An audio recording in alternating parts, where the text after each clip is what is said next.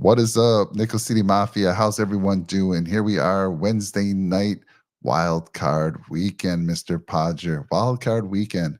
And the Steelers traveled to Buffalo for the first time to play the Bills in Buffalo for a playoff game. This is the fourth time the Steelers are meeting up with the Bills in the playoffs. And first time they have to go on the road to play the Bills. So, Mr. Podger, how you feeling about that, buddy? Feel pretty good about it, Mike. Just very happy that we got ourselves a home playoff game. We had a grind to get here. It was not easy, but the Bills are on a 5-game winning streak. Life is pretty good right now.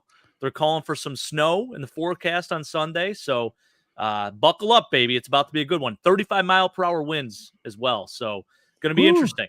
Yes. Yeah, so that we got two cold weather teams, so weather really not an advantage for the Bills here. Typically it is, but not when you're talking about the 6-time Super Bowl champs, Pittsburgh Steelers.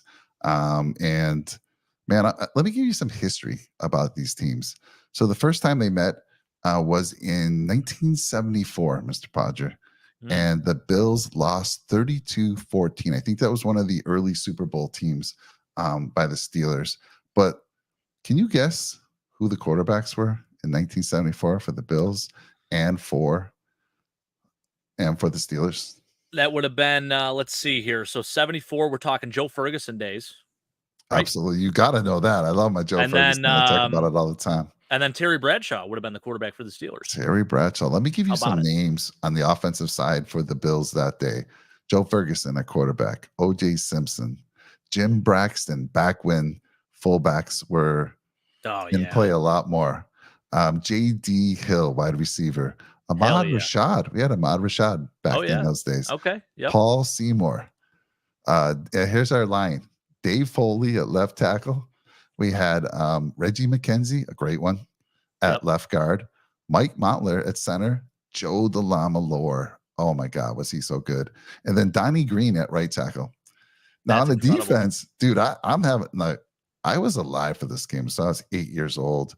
And but these defensive names, I'm like struggling to remember any of them. So let me give you the Bills starters on defense. Defensive end was Walt Patulski. Okay. Nose tackle was Mike Kadish. I do remember Mike Kadish. Okay, that name I do. Right defensive end was Earl Edwards.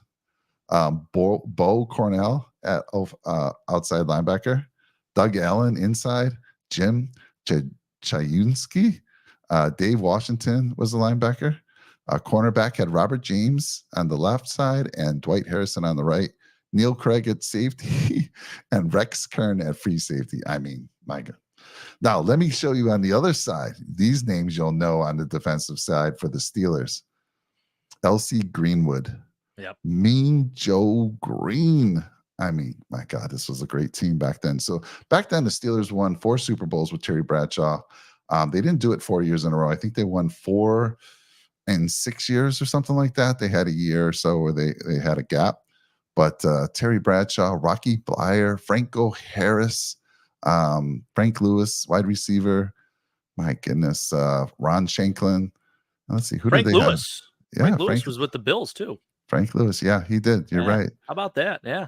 And so back in the day, 1974, Joe Ferguson, Terry Bradshaw. And then in 1993, again in Pittsburgh, Jim Kelly. I'm sorry, actually, believe it or not, it was Jim Kelly's era, but he was hurt. Frank Wright had to play, and the Bills won 24-3 in Pittsburgh against Neil O'Donnell. And then in 1996, Neil O'Donnell got a little bit of revenge against Jim Kelly. Jim Kelly's last year was 1996, and the Steelers put a whooping on the Bills, 41-20. So Neil O'Donnell sent Kelly packing for the last time. Unfortunately, makes me sad to even talk about that. That was a pretty good team. So 96, they were coming right off a Super Bowl. No, I'm sorry, no, 90. It was their second. 2 years before that. It was 2 years after. Yeah. Yep. But Jim. And then I remember Jim. I remember when the announcement came in the next year, he was actually going to sign with Baltimore. Originally, there was talk he was going to sign with Baltimore, and then he decided to hang it up. But sad days for me back then when I heard Jim was about to retire. Who we got out in the channel with us today? We got Zach. Zach, I'm glad to see you back because I was asking for you last time. I was asking if you were finally I knew he was going happy to do this. that Mr. McDermott made those calls. And yes, isn't this show usually at 9:30? I mean, you know why it's a little late tonight. Apologize for all the folks out there. Hey, this is on me. Hand up. We're a little, we're 15 minutes later than usual. Actually, we're 45 minutes later than usual. Yeah. I thought maybe we could get 9:30, but we decided to stay a little late. Shout out to my sister-in-law, Randall. Happy birthday to you. It was an incredible celebration. Randall. By the way, they're having a baby in less than a week, Mike. Ooh. We're talking 6 days away. We're getting another boy in the family. His name's Olsen. Nice. Can't wait to do it. I do a scouting report on every kid that's born in our family. So I am so excited. I don't even really ask permission. I just kind of do it. I usually wait till they get all their pictures out and everything. And then usually like a couple weeks later, I'll get the scouting report out. And boy, I can't wait. It's been a while since I've done one. So really, really excited for that one. Is that their first one or no? No, this is number 3. Now, if it was up to Zach, they'd have 11. But I think they might be stopping at 4. That's the rumor. We don't know. We don't really know. You just never know with them. Zach they could go up to 7. To field the football team, huh? He does. Yeah. At least a baseball team with 9. I mean, shoot. We got Go Bills podcast. Brett out there saying Saban retires from Alabama. He says, yes, they're running behind. They will be on at 9:45. Let's see. Carroll gone in Seattle, says Zach. Hell of a weekend for the old guard. Belichick next? Question mark. Yeah. Question mark. A lot of surprising coaching moves. So Pete Carroll is not actually gone in Seattle. He's going to be more of an advisor now. So I'm sure I don't think he'll be on the sideline, but he'll be up in the booth kind of taking a page out of Bill Parcells' book when he moved from coach to advisor. So, and then I think he was player personnel and then he was a vice president or something like that. So sure, he'll move in the same direction. Brett comes in and says, imagine in 50 years. So this would be, I mean, Jake, how old would you be? 80? 80, yeah. 80 years. Okay, so you and your children will be talking like I just was about the history of Josh Allen in those days. Josh Allen versus Mason Rudolph. There's the name for it. I love it. That's the name they'll be talking about back then. You almost equate that matchup, and no disrespect to Neil O'Donnell. I believe he was a Pro Bowl quarterback 1 year.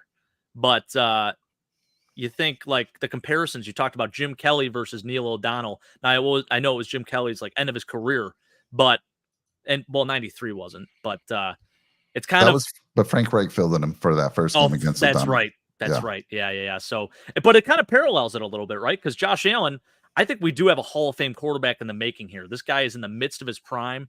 He's killing it. And then you got Mason Rudolph, who he's been with the Steelers, did really well during the regular season, 3-0 with them. He had a 71.2 QBR, which is fantastic. The QBR rating, by the way, the ESPN rating, and I think that his regular passer rating was like 118. So he did awesome stuff with that offense. I mean, a team that really didn't have much going for them offensively. He's got them at 3-0, and they've been moving the football really well. So it kind of parallels a little bit when you compare the two. Yeah, and I mean, interesting enough, both of these teams fired their offensive coordinators during the season, right? Yeah. So interesting. And like you said,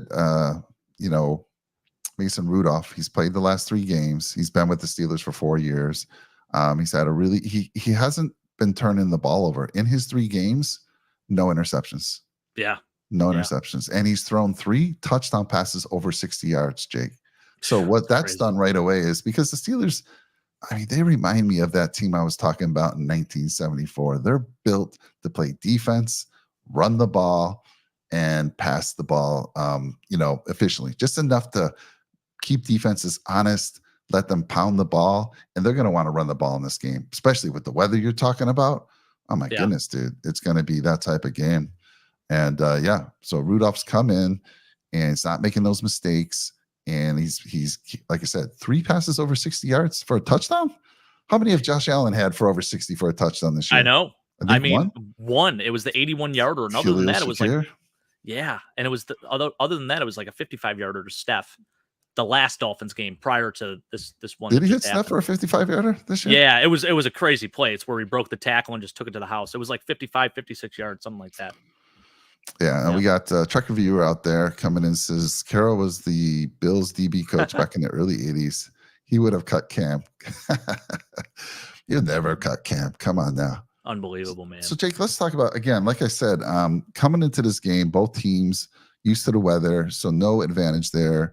And let's start with the defensive side of the ball. Now, news is TJ Watt is not playing. It's already been announced. He's out. Yep. That's a huge, huge loss. And no doubt about that. But they still have, like you like to say, dogs on that team. So why don't you talk a little bit about that defense, and then I'll throw some things in as well. Yeah, I mean, you look at what they did statistically this year. Obviously, TJ Watt is the biggest name with 19 sacks. But I want to talk about another guy that doesn't get as much recognition. I think he's starting to get more because TJ Watt has been banged up a little bit over the years. But Alex Highsmith is their other guy on the outside, their other edge rusher. This dude can do it all. He had 7 sacks himself this year, but he can cover. He is very opportunistic, and he is a really, really good linebacker inside, man, or outside. And then inside, you got a Landon Roberts, Mykel Walker. I know they do have Miles Jack as well, but it looks like we'll be seeing a lot of Nick Herbig and Alex Highsmith on the outside, as I mentioned. But Nick Herbig, a rookie that actually I was thinking maybe the Bills could look at this year. Steelers end up getting a steal in him in the 4th round. So expect to see a lot of him as well, another Wisconsin guy. So, really, really excited to see what he can do, obviously, in a playoff scenario. Hopefully we neutralize him. But I think this kid's a playmaker in the making as well. And I just don't know how the Steelers always seem to find these linebackers, like these gems. I've never seen a bad linebacking core for this team. And it's always like a next man up mentality. It's like, who's going to be the next superstar linebacker for the Steelers? And, right now, obviously it's TJ Watt, but you have these other budding stars in the making, in Alex Highsmith, as I mentioned, in possibly Nick Herbig, in Marcus Golden, who's a very solid player too. He's another guy that's going to be on the outside that we got to look out for. And I think they'll all kind of be in a rotation there. Well, Nick Herbig and Marcus Golden Alex Highsmith will be out there full time. But I mean, I think that's the biggest position group that you look at. But on the D line, you got another guy, Mike, a rookie, Keanu Benton, who has been really, really good this year. Another guy that we talked about pre-draft that I thought maybe would make a nice impact for the Bills. He's doing some good things there in Pittsburgh. They still have Cam Hayward, who is a fantastic veteran there. He really sets the tone for that defense. And then Larry Ogunjobi as well on the other side. So, yeah, they're very solid up front. Their linebackers are good. They run that traditional 3-4 defense. You have those edge rushers on the ends there. And they're still very good, even without TJ Watt. So we're going to have our hands full. Yeah, absolutely. And they got Minka Fitzpatrick returning this week. Yep. He's been injured. He's going to be available this week. They got Patrick Peterson. If you remember last year, Patrick Peterson in that Minnesota Viking game, right? Yeah. He intercepted Josh Allen in overtime. And he went on a podcast, and I think he was saying how easy it was to read. He knew right away the routes, what was going to happen. He broke it down. So hopefully, to have a veteran like that is huge in this type of game. And hopefully, Bills have changed it up a little bit, so he's not like being able to tell exactly what's coming his way. So, right, Chris Caldwell coming in. All right, Chris, good to see you out there, buddy. He says, so the Ravens and the Bills got to buy in the wild card round. That's funny. Listen, Chris, I don't know if you watched any Buffalo Bills football this year, but no week is a bye week for this team. Every team that we felt like we should totally dominate, it's been a dogfight till the very end. So I am not overlooking any game, any opponent moving forward. No more 2-score predictions. I just can't do it. I just obviously want to see just survive in advance. That's basically what I want to happen. But, it'd be nice to have a blowout victory, but I just can't count on it right now. No, there's no way. I mean, I think it's actually ridiculous that the odds maker have this as a 10-point. The Bills are favored by 10 points. That's wild. How can you do that? I mean, I don't know. Look, you know me. It's all been about 1-score games. Bills win by 1 or more points. The Steelers team, much better than the Charger team we faced a few weeks back, and we barely beat them. Well, they did get beat by the Patriots earlier in the season. I was going to say they're much better than the Patriot team we barely beat. But they're a good team. I mean, they had so there was a decision made today as well. So Pickett was available to play, right? He's back to play, but they made the decision to roll with Rudolph. So, interesting. Which is very alarming about Kenny Pickett's future there. I don't know. I mean, that's your 1st-round pick. You're already kind of bailing on him. You're riding with the hot hand. So, I mean, maybe we'll see a trade with Kenny Pickett here in the future. They also have a guy who is now available. I think he was suspended for a helmet-to-helmet hit. I don't know what week it was, but it Yeah. was what's his name here? Kazi Damonte Yeah, Kazi. DeMonte Casey. Yep, that's right. Kazi. So he's Yep. coming back. He's now available, and that guy's a ball hawk. So there's Yeah. another guy in that secondary. He plays, let's see, he plays safety. So Yep. they've got a lot of players, and of course they got the first round draft choice this year, Joey Porter, who's been having a pretty darn good year as well. So Joey Porter, man, good to hear that name. Joey right? Porter Jr. Yeah, Junior. Pretty right? cool to see him playing on his dad's former team. You know, that was really cool when he got drafted there. He's a Penn State guy, so I do root for him. I like the kid a lot, but a little bit of trash talking going into this week for him too. So didn't really I don't know exactly what he said, but I saw there was an article that came out about him talking about the Bills' weapons, and I don't know if he gave them a ton of praise per se. I think he basically said that we'll be able to handle them. So Yeah. very interesting. So the defense is no joke. Absolutely no joke. So Chris, Steelers stink. You say that, yet you say they beat the Ravens twice this year. Now the last game was a given. I mean, who thought that they were going to be able to, lose to a Ravens backup squad? But the first time they lost earlier in the season, I don't know what you attribute that to. Maybe you can chime in there. But again, the Steeler team, I think they got off to a 7-4 start. Things were looking really good. Lost the next 3, 7-7. And then they had to go on a 3-game win streak to get into the playoffs. They needed help, just like we did. Well, we didn't need help in the end. But by the Jaguars losing, the Steelers made it in, and the Bills clinched a spot as well. We got Jessica out there. Hey, good evening, Jessica. Good to see you out there. Thanks for joining us. So Antoine Winfield Jr. is someone I wish Buffalo grabbed. You talk about a Pro Bowl snub, and also, by the way, Antoine Winfield Sr. was fantastic with the Buffalo Bills. Yeah, he was. One of the best tackling corners in our history.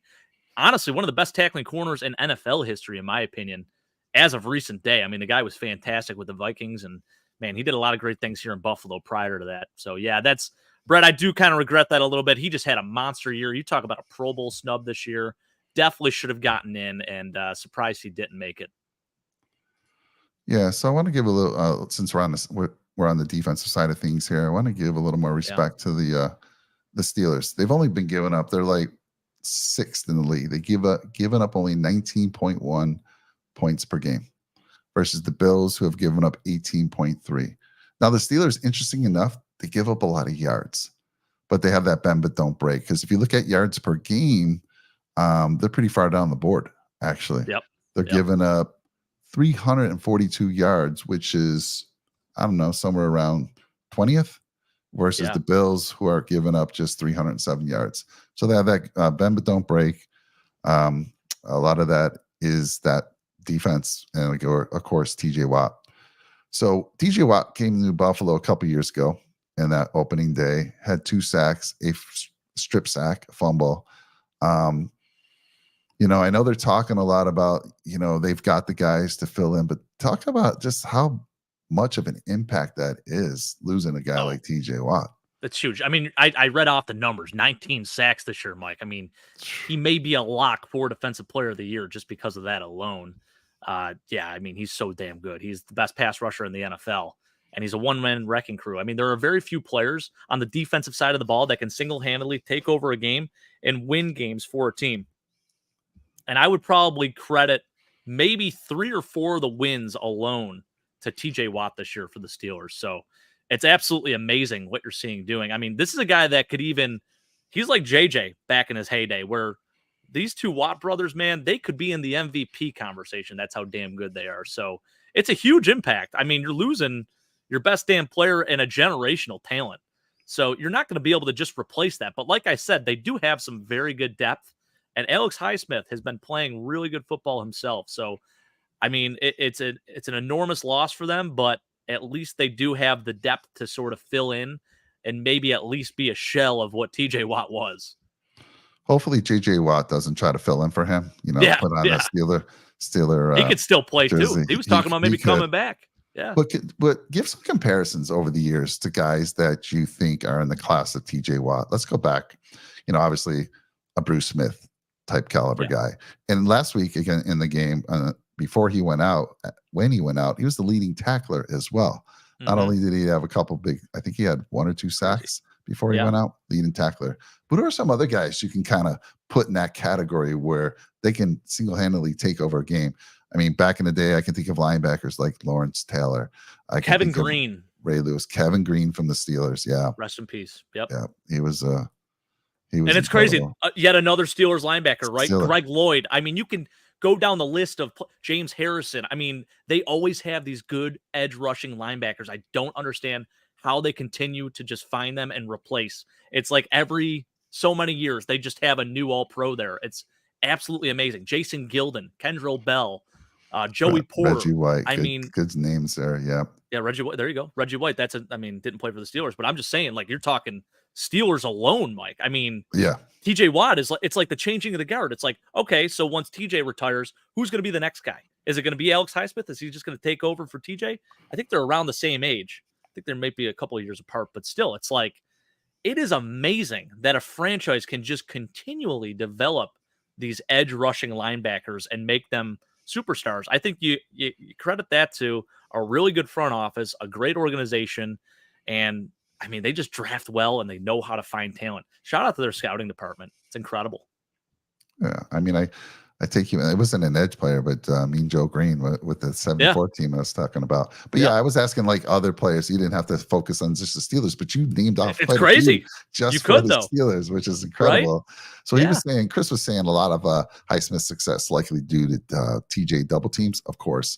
I mean, whoever's on the opposite side of TJ is gonna do very well. He still has to be a damn good player, don't get me wrong. But TJ opens it up for a lot of other players. Agree. Yeah. And then Chris was saying, because I was asking him, how'd they lose that first game? First loss was a low-scoring AFC North slugfest that the Ravens blew on the road in the fourth quarter. Pickens scored a long touchdown to win. It's crazy because they were both the same score. They were both 17-10. Pretty wild. Seriously? Yeah, both games 17-10 Steelers. Yep. Well, so let's so on the defensive side, guys, I know when we were celebrating Sunday night, a lot of people coming in there like kind of just dismissing the Steelers. Do not do that. This is a damn good team. Probably, in my opinion, one of the best coach teams. Mike Tomlin has been to a Super Bowl, won a Super Bowl. I mean, there's been a lot of heat on him. He hasn't won a playoff game in 7 years. But, dude, he's never had a losing season. Yeah. That's incredible to me, Jake. It's amazing. Yeah, it really is. I mean, it's unheard of. I don't think any coach in NFL history has done that. You talk about the greats. I mean, Bill Belichick coming off potentially his last year in New England has 2 back-to-back losing seasons. So it's like, and he's been doing it for a while, Mike Tomlin, and I get it. He hasn't gotten them to a Super Bowl, and they've had some teams that should have probably won the Super Bowl, but they've come up short. But the fact that he's able to just churn out 10-plus win seasons year after year, or just a winning season in general, is just, it's amazing. It's a true testament. So Didn't Tomlin get one? Oh, yeah. Yeah, he's actually got 2. No, I'm sorry. He's got 1. No, the other one's Cowher. Bill Cowher's got Bill one. Cowher got Tomlin, with the Seahawks. And the old team that won 4 Super Bowls with Terry Bradshaw. Who's that coach? That's a very well-known coach. You should know him. Oh, my gosh. I see his face. Yeah, exactly. We'll know. We'll get it. Someone in the chat will tell us. But here's some other good names. Jack Ham and Jack Lambert. My God. Mm-hmm. Technically, Chuck Noll, Mike. There you go. Came to my mind. Yep, there we go. Trek reviewer, Chuck Noll. Yes. Great coach. Technically, Von Miller when he was younger. Yeah, exactly. Another guy that can take over the game. So, TJ Watt missing, huge, but don't sleep on that defense. And again, with the weather conditions, what did you say? Possible snow and 35 mile an hour winds? That's right. Yeah. Woo. Yeah. Mid-20s, 35 mile per hour winds. So it'll be very interesting to see. That's for sure. So I do give the slight advantage. So weather, but when it's windy, I give Josh slight advantage with his arm strength. Yeah, I agree. Definitely. But again, this is a game where, in my opinion, the way that the Steelers can win this game is if we turn the ball over. Last week, we actually lost a turnover battle. In a rare case, we won the game. So they're going to be looking for turnovers. That's how they're going to stay in the game. They're going to run the ball. That's what they want to do. Mason, though, will keep the defense honest because he can go deep to a guy. Let's pivot over to the offensive side of the ball. and George Pickens.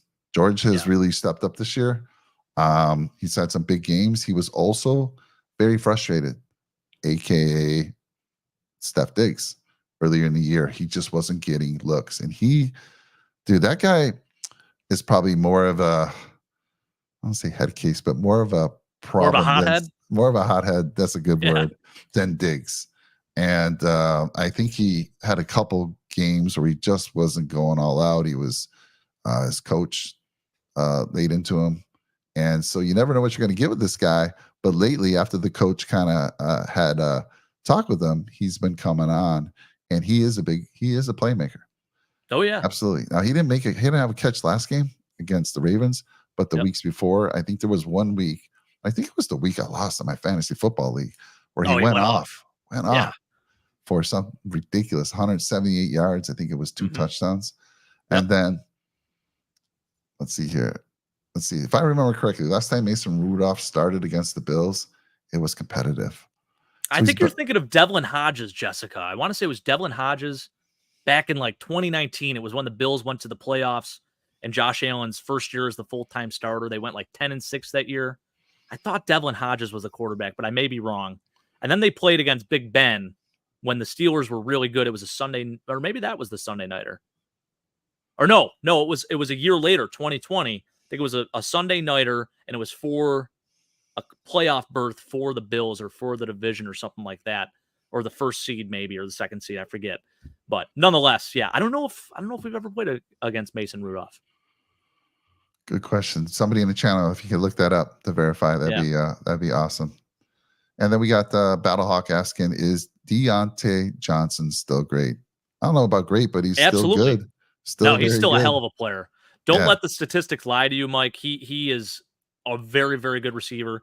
Still, I'm going to still say he's a top 15 receiver in the NFL. That's how good. Top 15. Wow. Okay. I do. I really think so. I think he had a down year. Obviously he's still young. He's got a tremendous talent. I mean, I think he's towards the back half of the top 15, but still, I think he's a hell of a receiver. And I think he is capable of being a wide receiver 1, even though he still has George Pickens on the team. Like, he is that good. He's such a good route runner. He's next level. I mean, and he's a MAC guy, so I root for him. Toledo. PFF has him rated high, very high. So they love him. He's got 86 targets, 51 receptions for 717 yards and 5 He was touchdowns. Hurt for a lot of the year, too. Yeah. And, of course, they struggled. Their offense struggled with Pickett early in the season. So, absolutely. Then what else have we got?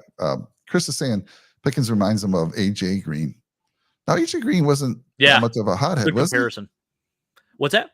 Was he a hothead as well, A.J. Green? No, A.J. Green was as quiet as a superstar as you're going to ever see. I mean, the guy went out there, handled his business, and so damn good, man. A.J. was awesome. Very good comp, Chris. Just minus maybe the personalities. Like, the personalities are different, but in terms of physicality and ability and just God-given talent, they're probably right in line. Yeah, we got Battlehawk. If Douglas is healthy, I would tell him be ready, but hopefully don't need you. Fire up Elam. Interesting. Right now, what I read was that Douglas, Dotson. So Dotson was limited in practice with the shoulder, but Gabe Davis is day-to-day, as is Douglas day-to-day. And then Dotson and Rapp didn't practice either, so he's the other one. There's 3 guys that are day-to-day right now: Rapp, Douglas, and Dotson. And then, of course, who do we have here that was also hurt? So Johnson, concussion protocol. He was limited practice today. And Gabe, like I already said, did I say Gabe was out? Yeah, I did. Dawkins, he should be fine. He was limited in practice. Kind of just had got a cut on his hand, had it sewed up. Who's the other guy I was thinking of here that was injured? Tyrell Dodson's already been ruled out. I know that. And Has then, he? Wait, they already ruled him out. I think so. I'm pretty sure they have. On the injury report and what I read, he was limited practice today. Really? Yeah. I thought there was something that came out that they ruled him out already. No, not based on what I read. Maybe not. Unless I heard actually, it looks like he was limited. Yeah, that's really weird. Yeah. Huh. Okay. Yeah, never mind. Maybe I just saw something. It must have been a late update because I do see it says 3 days ago he was downgraded out, but that was obviously during the game. That was during the game. Yeah, good point. Yeah, maybe that's what I was looking at. I'm like, no way they're already ruling him out that early. Like, that's just crazy to me. Ty So Johnson is out. Yes. no, Ty Johnson is also limited. He's in concussion protocol, but he's limited practice today. He's not See, been ruled out, buddy. Where are you getting your information? Me and my dad must have got the same update then. Maybe it was a correction I thing. I think don't know. it probably was in the game. Again, he was ruled out in the game. That's so weird. Yeah, because I thought we got the same update. You know what? We were together when we said this happened too. So maybe that's great news. I mean, I will take it 100%. Yeah. Jessica saying McDermott's press conference, everyone is day to day. Yep. Good. That's good. And then Chris is saying, so Jalen, yes, they have a great compliment at running back. You got Najee Harris, their big physical guy, and then you got the guy, Jalen Warren, who can just take it to the house. Mm-hmm. And so guy came out of nowhere, is what Chris is saying. Best number 2, one of the best number 2 running backs in the league. So they got that 1-2 punch.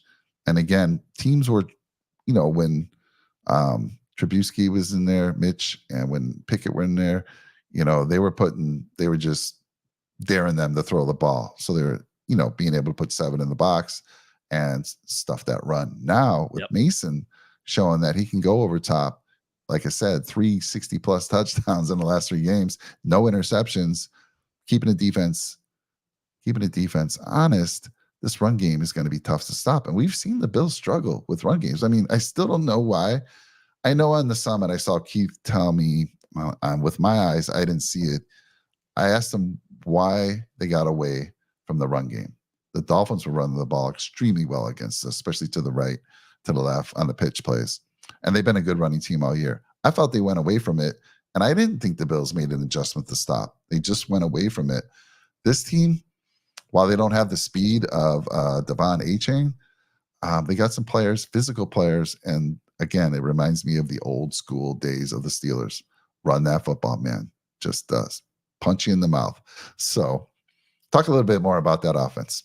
Yeah, I mean, they've been running the ball very effectively. Najee Harris had one of his best games last week. I mean, they're doing some good things up front for sure, but I just feel like our interior D-line is better than their interior O-line, and they don't have the speed to get outside like the Dolphins do. So I really feel like that's a mismatch for them. I think we're going to be able to shut it down. So I would say dare them to run the football. Really hone in obviously on stopping them from throwing the football, dare them to run the ball. I think our guys inside are going to win that battle all day. Yeah, so let's talk about their O-line a little bit. I don't watch the Steelers a lot, so I'm going to go off what PFF has for the starters. They got Dan Moore as their left tackle, PFF 51.7 grade. They got Isaac Samalu, which is pretty darn good at guard. I think he was a guy we were talking about. I think he came from the Eagles, didn't he? Yeah, that's right. We were talking about possibly getting him as free agent. I know. Year. I know. Yeah. They got Mason Cole at center. They got James Daniels at right guard. And at the tackle position, they have Broderick Jones. So, who I think he's a first rounder, obviously, this year. Yep. I think they just inserted him. I don't know if this is going to be his first start. Let me check here. I don't think so. No, I think no. He actually has played. Yeah, he has played quite a bit. Yeah, he has. Yeah. I thought I heard another broadcast that I was listening to on the way home say that.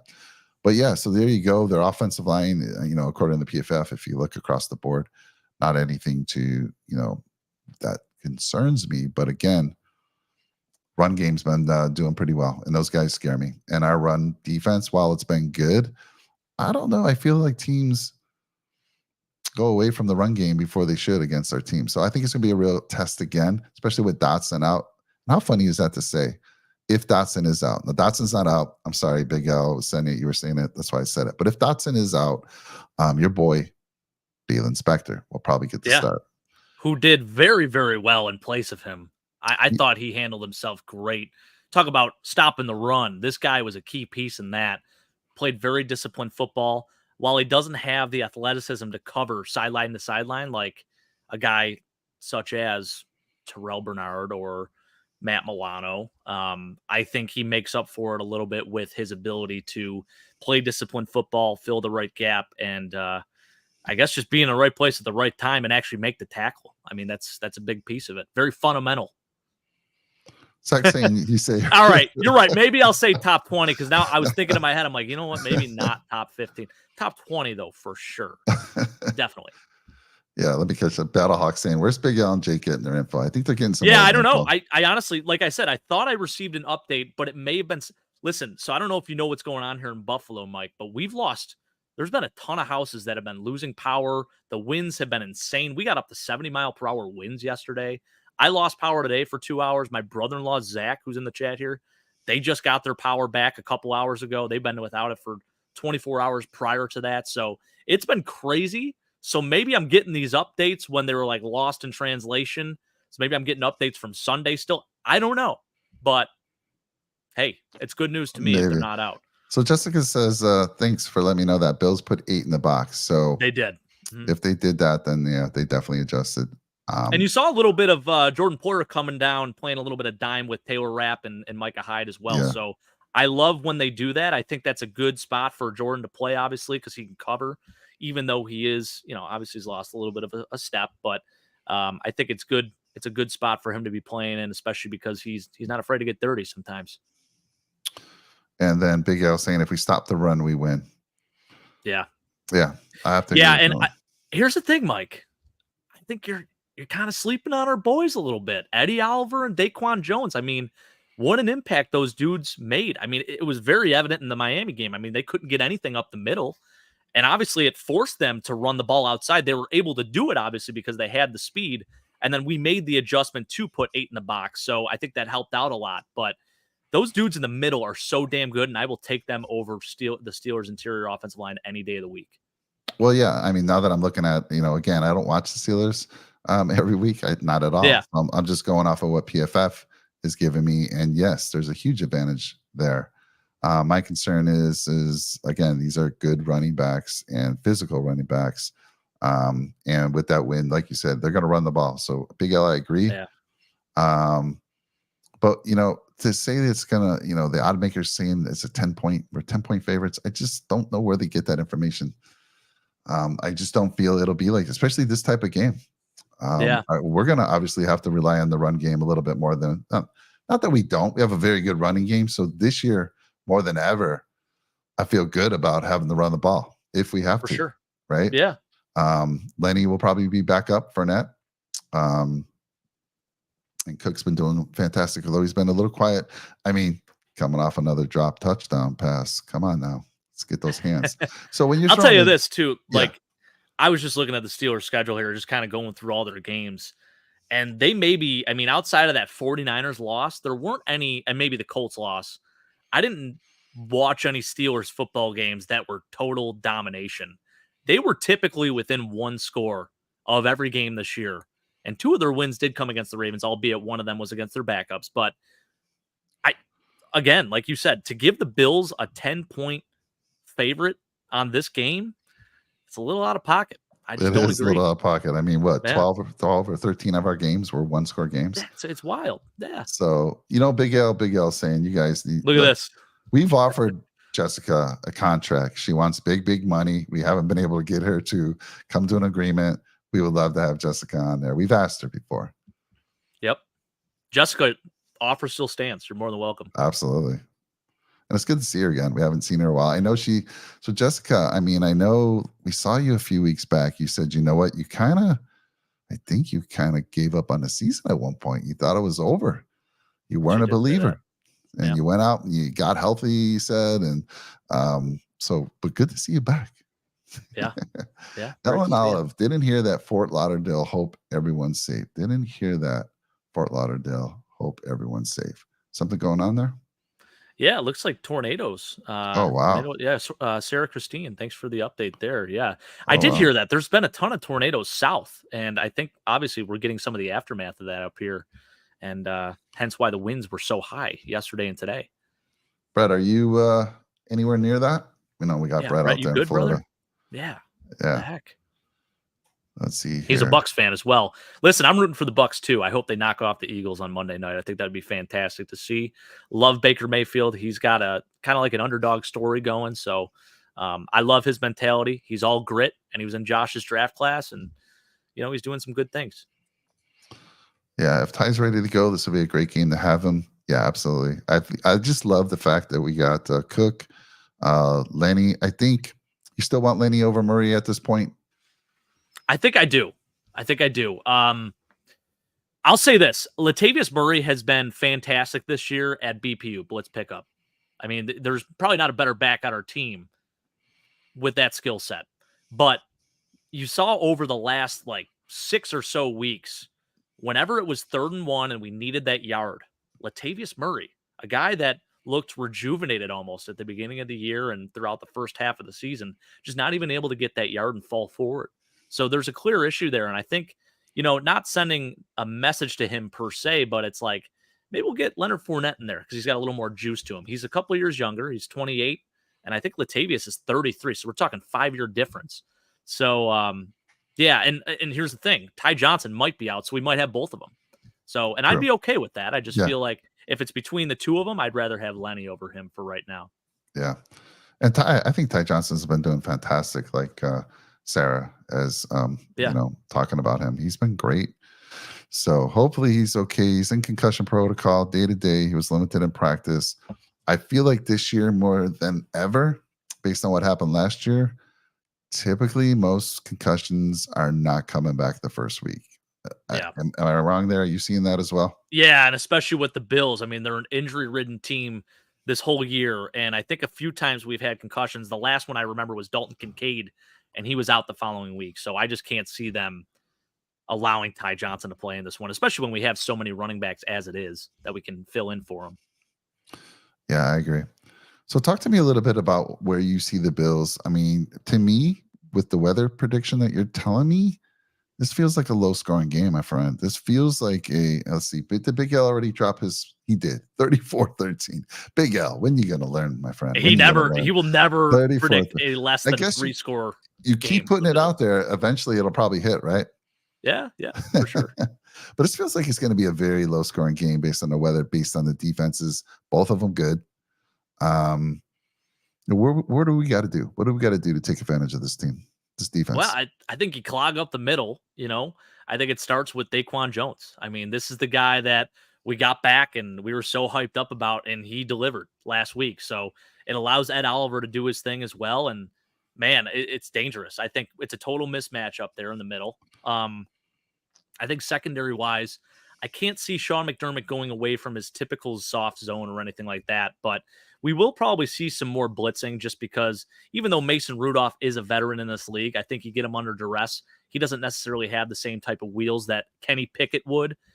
So I think it's, something that we might consider this week too, just kind of bringing some more pressure. So would love to see that too. And then offensively, I mean, shoot, let's do what the Steelers' identity is. And I know Zach's going to love hearing this, but let's get James Cook cooking a little bit. Let's run the football with him, open it up a little bit and spread it out and get Steph the ball and get Khalil Shakir the ball. I don't think Gabe's going to play, so could be a really good opportunity to show that Khalil Shakir is a number 2 receiver or that guy, which I already think he's sort of proven, but even more of an opportunity this weekend.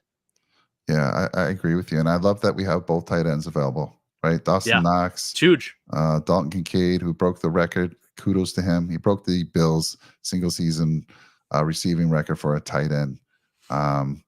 Broke Pete Metzler's record. Fantastic. What did he end up? I think he had almost 100 targets of somewhere in the 90s. And what was his final number? 72 or 73 receptions. I think he was at 72. Let's see here. I can tell you right now. I just pulled it up. Dalton finished with 100. No, I'm sorry. Wow. Wait a minute. 91 targets only. I thought it was 100. 73 catches, 673 yards, and 2 tuds. Nice year for him. Yeah. So the channel wants to know, what do you think? Is this a game they elevate Elam?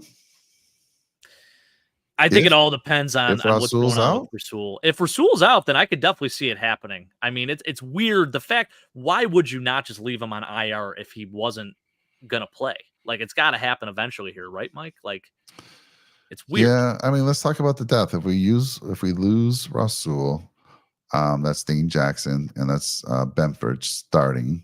Yep. Who do we have behind them if something happens to one of them? I mean, you could always bring up, You do have guys like Jamarcus Ingram as well. Cam Lewis is technically a nickel corner. I don't think he'll be on the outside at all. Really, I mean, the only other guy is Khair right now on the active roster if you look at it. But you look at the practice squad, we have guys like Josh Norman, Jamarcus Ingram, like I said. And I think that's really it.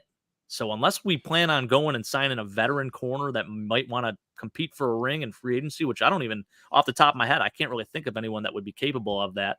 We already got that guy in Josh Norman. So it might be time to activate Khair if Rasul is ruled out. I agree. Yeah. I agree. Because, I mean, the knock on him has been what? He's handsy, but you see it every week in, week out, even with top corners. They're getting called for PIs. It happens. I don't know, Jake. The only thing I would love to see him, I would love to see him elevated and active for this game. There have been plenty of weeks that I thought the same thing, but it just didn't happen. Yeah. So for that reason, I'm thinking they won't, but I don't know. I'm going to go with yes. I'm going to go with yes, they will make him active. They should. I'm going to follow you. If there's any time to make a statement, it's in the playoffs. So he could potentially rewrite his whole career path if he plays well. And I'm not even saying he'll really get in there much because it's going to be Christian Benford and Dane Jackson as the two starters. So when he does, I think he has to set the tone, make a little bit of an impact as much as he can. Yeah, so Sarah, yes, according to our lads, Levi Wallace is their starting right corner.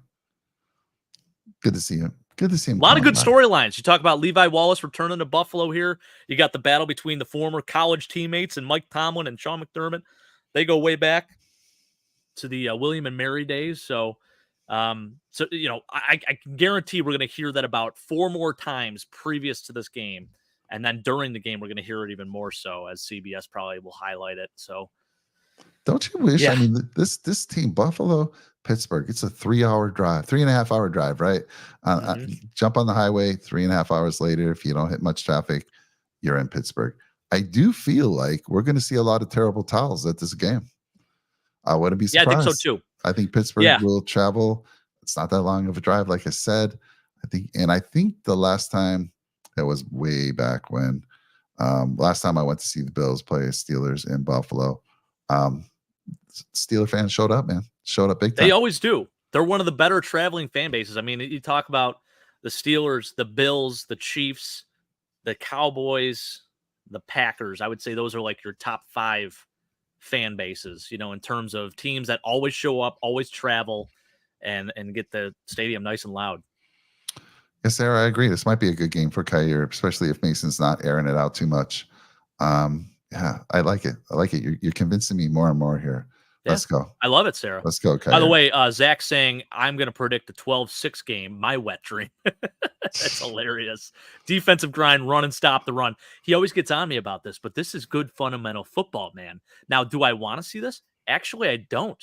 I would love to see Josh Allen air it out a little bit. I would love to see a 30-6 victory for the Bills and not have heart palpitations for the entire game. I mean, that would be a dream come true. But do I think that's going to happen? Do I think we are really 10-point favorites? I just am not convinced on that right now, especially because it's playoff football. Yeah, I mean, somebody's saying poor Levi. Josh is going to pick on him. I don't know, Sarah. I think so. He's going to try.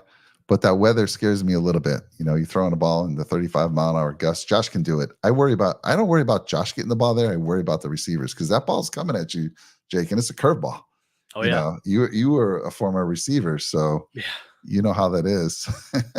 I can't even imagine trying to catch one of Josh Allen's passes in the wind, albeit too. And that stadium, it's all over, Mike. I mean, it's weird how it's like a wind tunnel almost, and you just don't know which way it's going. Sometimes you'll even see the field goal posts, like the flags aren't even really moving, but there's like this secret wind that picks up in the center of the field. It's almost like a little tornado. It's weird, really weird out there.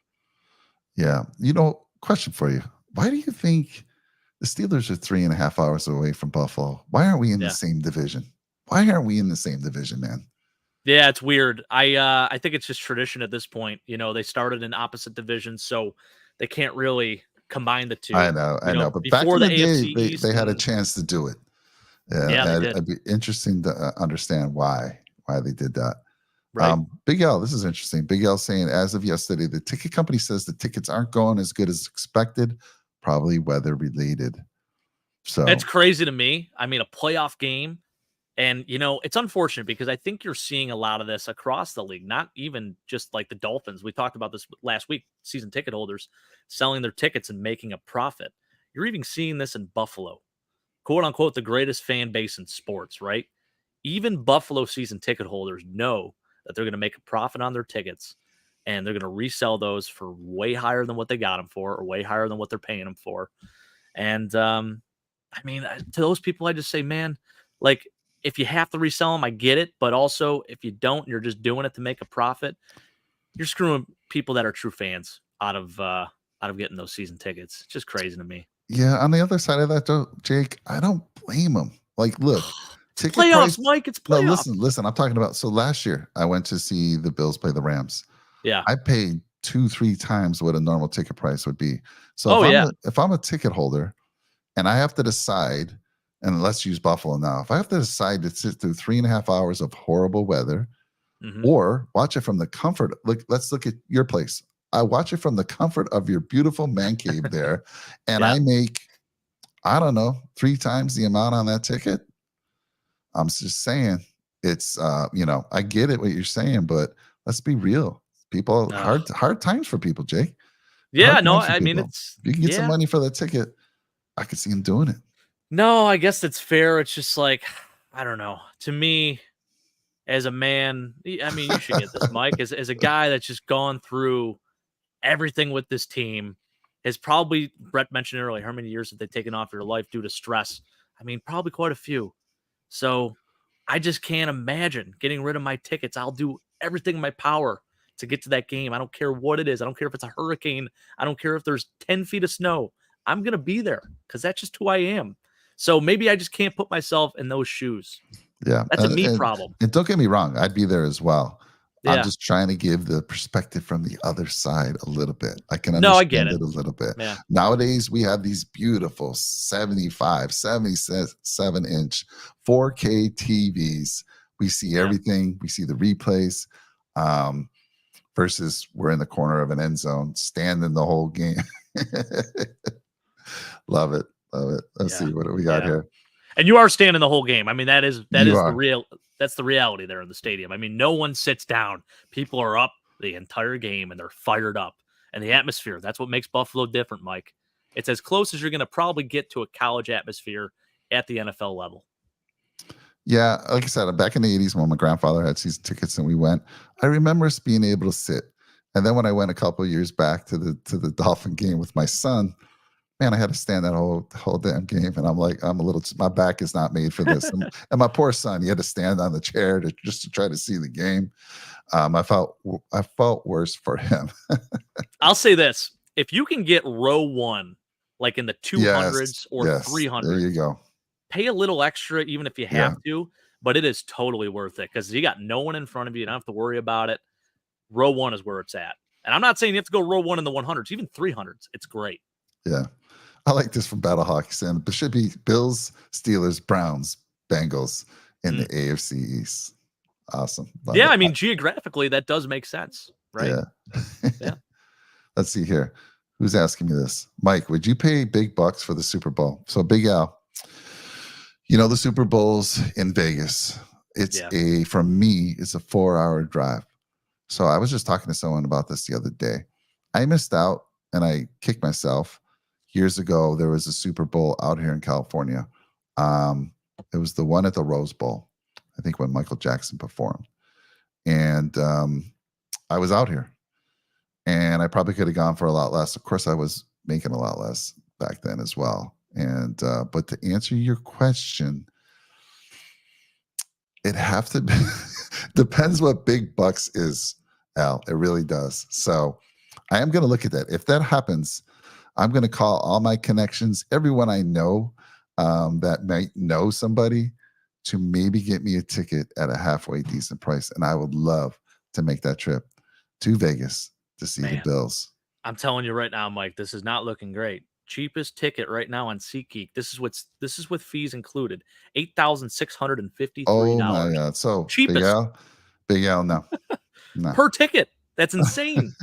And that's what I don't like. It's like you do have these diehard fans that want nothing more than to go to a game. And the way that they hike these fees up and these third parties get involved, it's just not right. Like the Super Bowl. I mean, I think any normal human being is probably not going to want to spend $8,600 on a No. ticket. How are they even? How are tickets even available at this point? Because they don't know the teams. It's crazy. And from my understanding, whatever two teams make it, there's a lottery for the folks that have season tickets, right? So there's a X amount of seats that are blocked and reserved for season ticket holders of those two teams that make it. I'm just curious how many. I'm thinking, Jake, it's because there's been limited seats that have been sold. That makes sense. I'm thinking 8,000. Oh my God. Now listen, if it's 1,000, 2,000, yeah, of course. Maybe I might just drive down there and hang out in the stadium. I don't know. I'm hoping they have a big screen outside the stadium and just experience it that way. That'd be pretty That would be cool. Super Bowl week is awesome. I mean, they have Radio Row there. They have every player in the NFL that kind of gets together. It's like a gathering point. Now, the only thing is in Vegas, I mean, Vegas is already Vegas. I can only imagine what that's going to be like during Super Bowl week. I sound kind of old saying this, but it's like, man, it's a lot of hoopla out there. You know? Yeah, I mean, you go there. Again, that's another thing. Now, that is booked. I can guarantee you, if you go look up hotel prices, you're going to be paying. I mean, I'm sure a lot of hotels are already sold out for that week. So that'd be another thing. You might have to stay out of town a little bit and a little bit further out of town to even get a hotel at a decent price. I don't know. It'll be interesting. I am going to look into it, and it might be fun to go up there. And even if I can't, even if they don't have a screen, just being in Vegas for that, just the experience would be just pretty watching sweet. It somewhere for sure. Can you imagine if the Bills are in it, Mike? Oh. Wow, that would be cool. So Alan's saying, I'd be selling too if it's 8,000. If I can get $8,000, I'd be curious what that base price was for that $8,000 ticket. Yeah, I mean, it's a great question. I would like to see at the beginning of the year what Super Bowl tickets are going for and how much they increase throughout the season. Would be very interesting to look at. I agree. So we'll see. We'll see. One game at a time. What is Josh and those guys been saying? One game at a time. Yep. One game at a time. That's right. So we didn't think we'd be here, 5 weeks ago? I know there's a lot of folks that said there's no way the Bills are going to be able to run the board. As life had it, we only needed to get 4 of those 5 wins, but we ran the board, won the East, and got the 2nd seed. So we win next week. This upcoming week, we have home field again for whoever we play. And, I don't even want to look forward past that game. Don't even want to put that out there. I just focus on this game. Yep. So let's see here. I'm trying to catch up. I think the chat has just been talking to one another. They're still trying to work on that. They're working on that AFC East division. I love it. What's the most legitimate answer we've gotten so far? I mean, let's see. I think who said, was it Sarah who mentioned maybe the Chargers, Titans, and Indy? Wow. That would be kind of interesting. You're talking about good locations to visit. I mean, you got LA, you got Nashville, Indianapolis. I mean, okay. But the Chargers is West Coast. That doesn't make sense. Right. That's a little too far to be traveling twice a year for every one of those other teams. Trek reviewer saying Bills, Steelers, Jets, Giants. That makes sense. Definitely, for sure. Agree. Colts in the AFC South. Yeah, so it's crazy because the AFC East used to contain the Colts. We had 5 teams in the division. Colts then moved to the AFC South once they went to 32 teams. Seahawks switched from the AFC to the NFC. So a lot of movement there. And I hope it stays at 32 teams. I think the math is good right now. 8 divisions, 4 teams each. No more relocating, please. I'm done with that. Yeah, can you imagine if this was the AFC East? I mean, you'd be traveling, 3 to 5 hours on the road to see any of these teams. Yeah. It'd save the NFL a lot of money. It would, definitely. I mean, talk about travel costs, logistics. There's a lot of stuff that goes in there. Yeah. Yeah. Polite pass. Oh, everything's pointing to a Bills year. Al, I like it, Al. I like it. I like your positivity. Brian Label, our good friend, came out early in the year and he said, I don't usually make this prediction, but I do believe the Bills, this is their year to win the Super Bowl. And let's just talk about that for a second, Jake. If that were to happen, and I'm not looking forward, but being a Bills fan for over 50 years now that I can remember and being through those heartbreaking Super Bowl losses, dude, I would be telling my wife I'd probably take a leave of absence from work. I would fly into Buffalo and I would be hanging there for at least 2 to 3 weeks. Just 2 to 3 weeks. I'd be at that parade.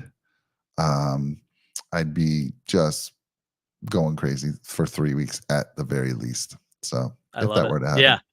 I can tell you this. I mean, working literally down the street from the stadium, I feel like my boss. I don't know if Sam's listening out there, but you got to shut down for at least a month. I mean, you know how much traffic and just craziness is going to be going on down there? That's true. The city is going to lose their ever-loving minds. Like, it's going to be an all-out party for a month straight minimum. So, can't wait. They're talking about moving, maybe there's a division international.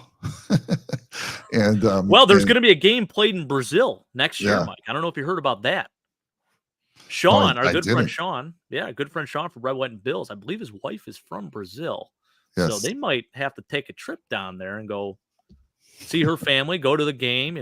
Would be really cool if the Bills were in that game. Now, listen, I'm not a proponent for the international games. I will say this. I think if you're going to do it during preseason, because right now it is robbing a very, very good fanhood. I mean, this year I felt it with London, although a lot of people went to London. I think you're just robbing a team of a home game. I hate that. True. I can't imagine them moving existing teams to the international. I mean, these would be new teams. By the way, Mexico, a beautiful place. I wouldn't mind traveling to see a game there. Sure. Yeah. AFC North and AFC East has all the good teams.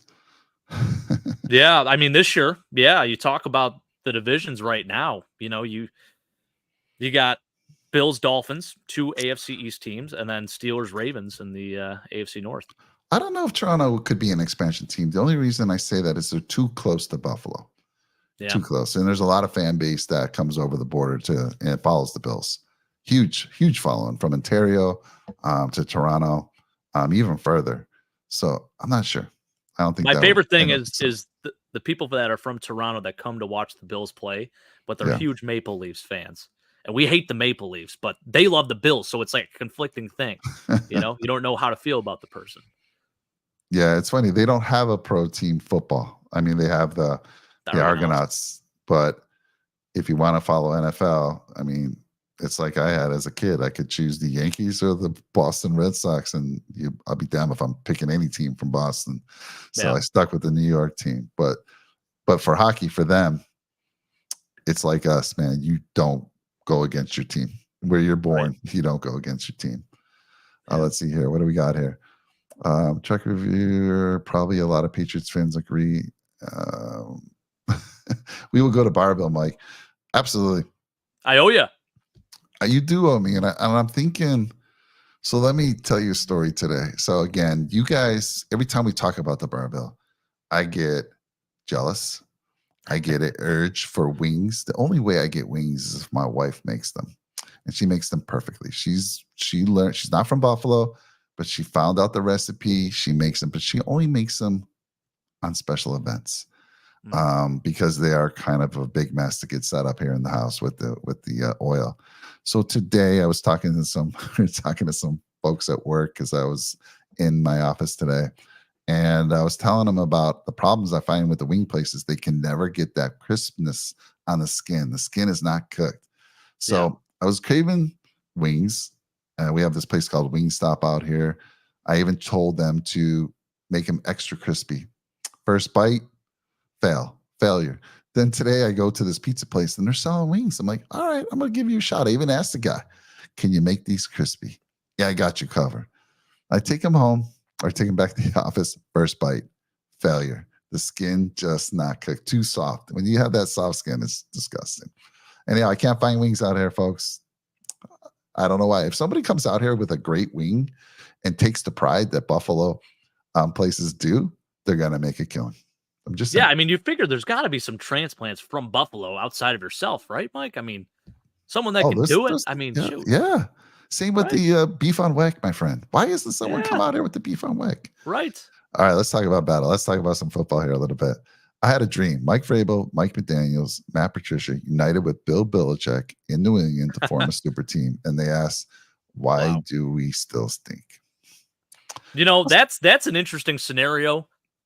A lot of people seem to think that Mike Vrabel may end up in New England. I know when he had his induction into the Ring of Honor this year, he was sitting in Robert Kraft's suite with him, and they were talking, and I'm sure they were talking ball and maybe the future.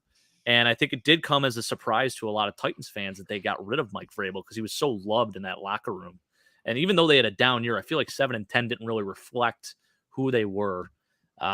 So yeah, I mean, I could definitely see a reunion happening, no doubt. Of all the firings, that was the biggest surprise to me. Yeah. I mean, I really respect Vrabel. He's like similar to a Mike Tomlin. He's a defensive minded coach, obviously, but he has his guys ready. And yeah, they just didn't have the pieces. I mean, they sold off pieces a few years ago for some reason that I'll never understand. Because who are those young guys, those receivers that they had that they let go? It was the big receiver, wasn't it? Brown? Who are you talking for? The Titans. Yeah, they lost AJ Brown. Yes, so they let AJ Brown go. Corey Davis, potentially I think losing they had Derrick at one Henry. time.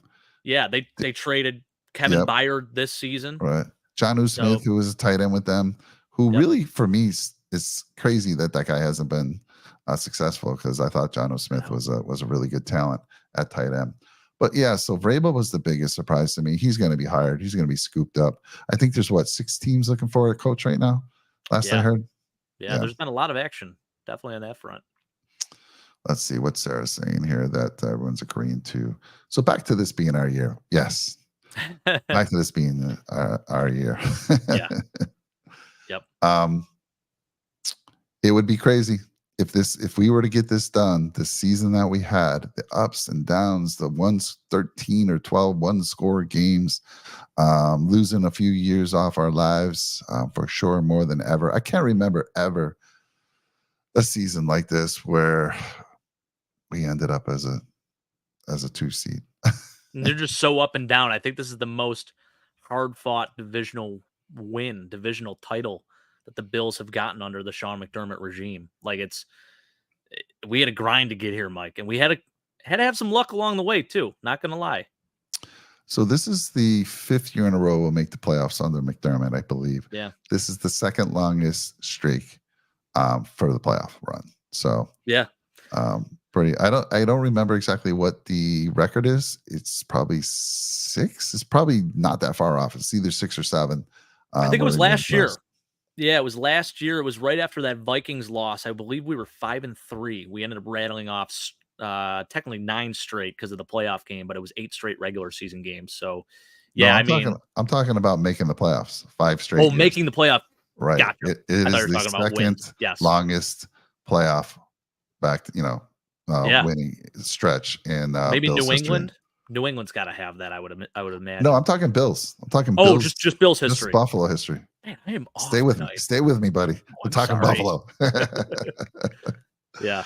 I have to look that up, but I have to say it has to be, if you think back, I think 88, 89, 90, 91, 90. Yeah, it was that year. It was from 88 to 94. So it was 6 years, I think it is. Yep. So we got 5 on the McDermotts. That says a lot. It really does. And how many of you, everyone was worried. I was worried, one of them, that McDermott wasn't going to be able to handle being the head coach and being the defensive coordinator.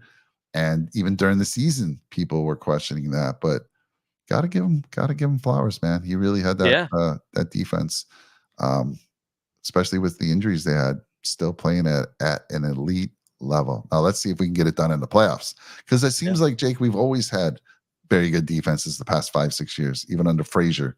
But when it comes to playoff time is where we were let down. So hopefully that doesn't happen.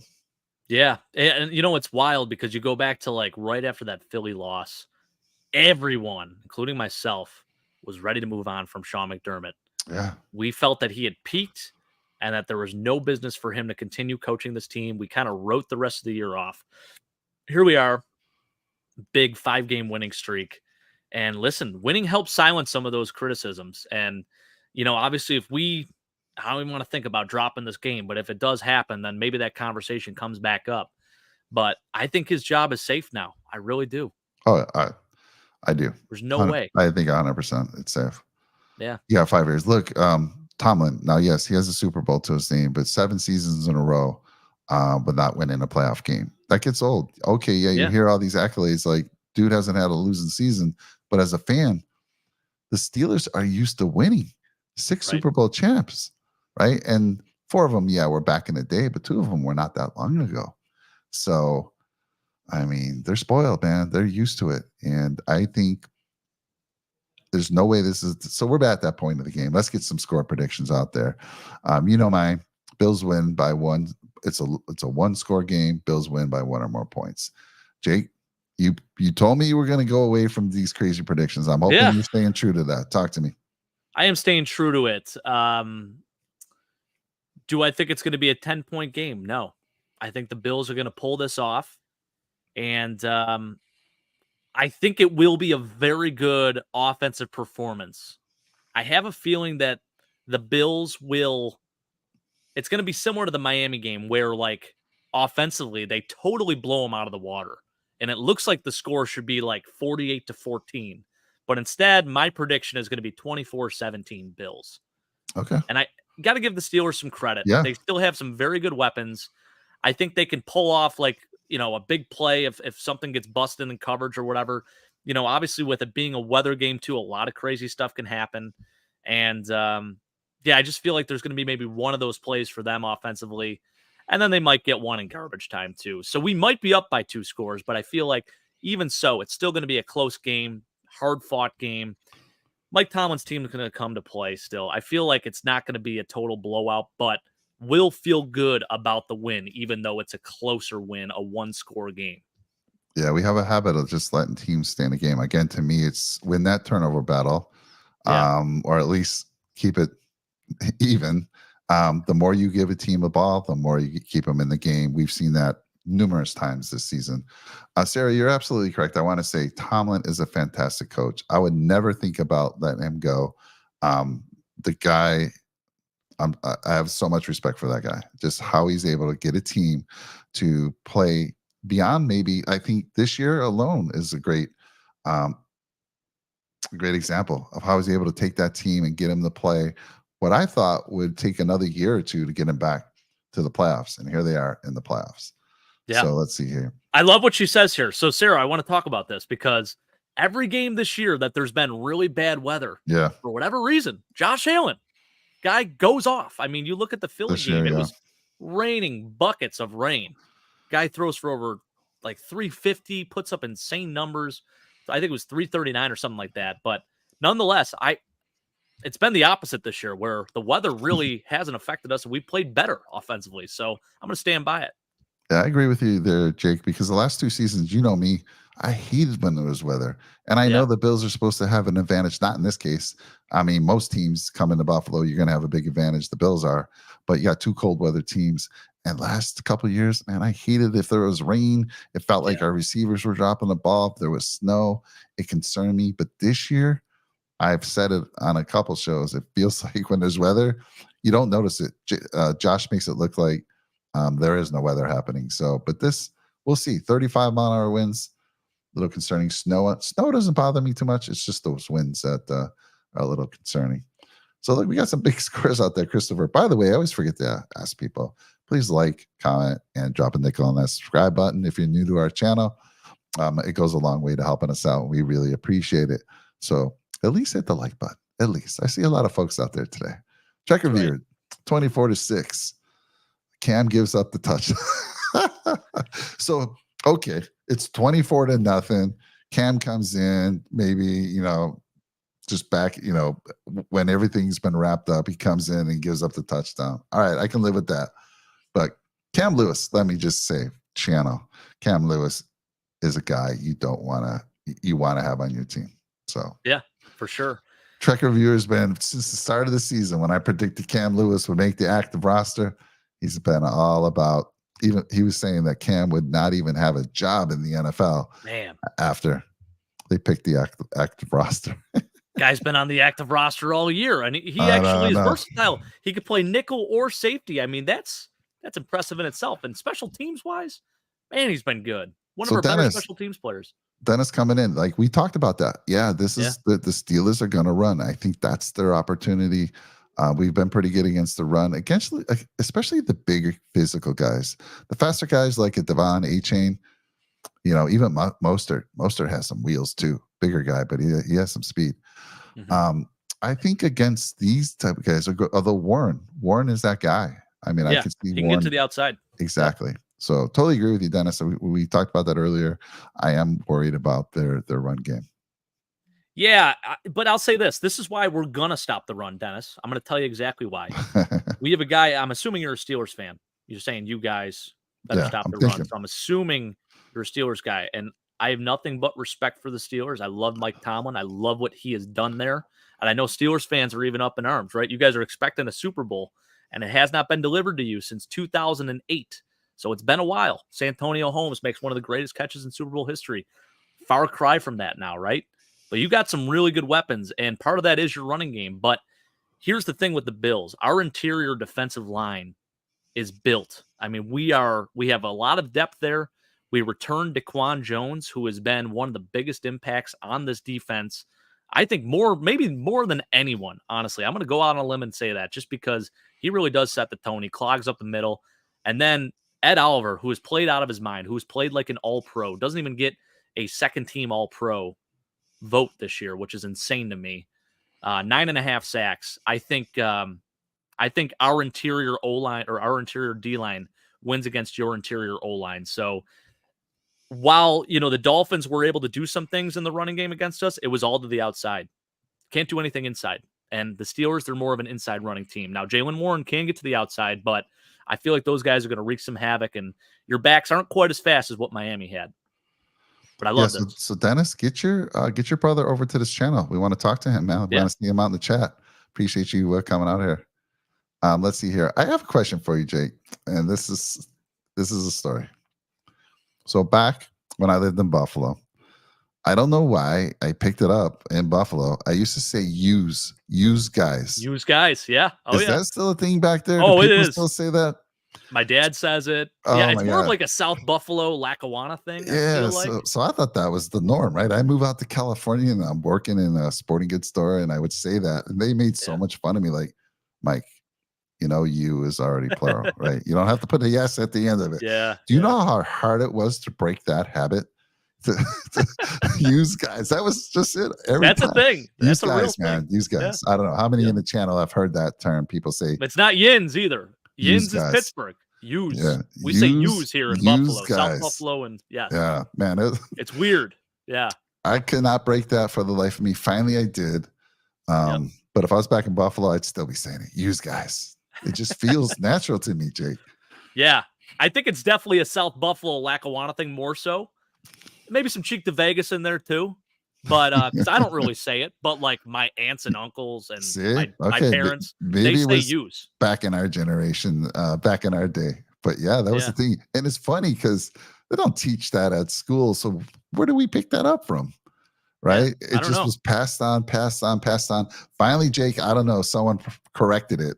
And so when you say that, when you read that, Mike, where it says you guys, you probably read in your head, use guys. Exactly. That's why I brought it up. When he said that, it just brought back those memories. And I remember that when I moved to Cali, and then they're like, dude, why are you saying use? What's up with that? Yeah. I'm like, isn't that how you say it? No, Mike. Felt like a dumb. So Dennis, are you from Pittsburgh or are you from Buffalo? Because you're a Sabres fan, he said. Yeah, let's go. All right. Yeah. How about the Sabres? By the way, Dennis, we got a show, Sabres Edge, every Tuesday. 5:30. I'm sorry, 8:30 Eastern. Check them out. I love your support. Sarah saying that's just a Buffalo thing. Didn't know that. Sarah, where are you from? Where you ever live in Buffalo? Or it has to be just a Buffalo thing. Use guys. But I'm good to hear. I'm glad to hear, Jake, that you've heard other people say it. It's not just me.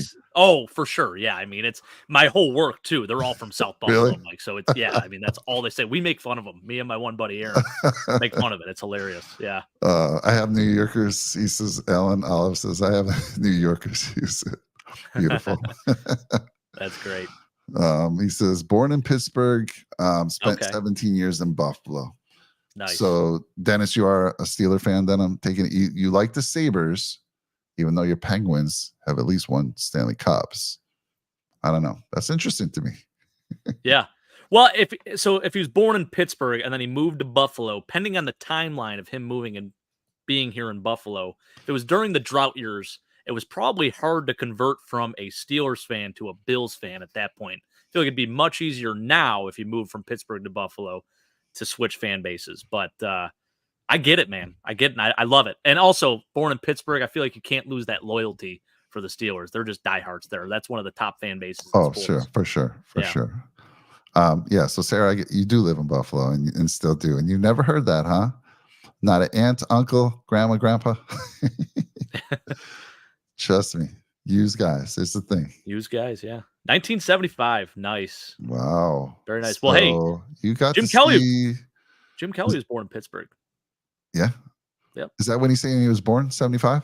75. Well, So maybe he he moved in 75. Oh, all right. Because 75, Yeah. if he remembered, I mean, those are the Super Bowl years for Mr. Bradshaw. Some of those Yeah. years. We better hard to not go add against. Chris Jones. Let's see. All right, Chris Jones. Did you hear the money he was asking for? I didn't. Did you? Yeah, it's an obnoxious amount of money. I mean, he's already making a good amount of coin as it is. But he was saying well over $20 million a season, Mike. It's like, and then Christian Wilkins, I think, came out and said he wanted $35 million a year or something. Like, Wow. these D tackles. Listen, I know you're impacting the game, but my gosh, insane. Oh, man. David, I left upstate New York 23 years ago. I'm in San Francisco. Go Bills. No love for the Niners. Hey, Love that, David. If you ever get down to SoCal, let me know, David. Love to meet up with you. I'm in SoCal these days. And I got to say this, Dennis, now you're talking my language, the French Connection.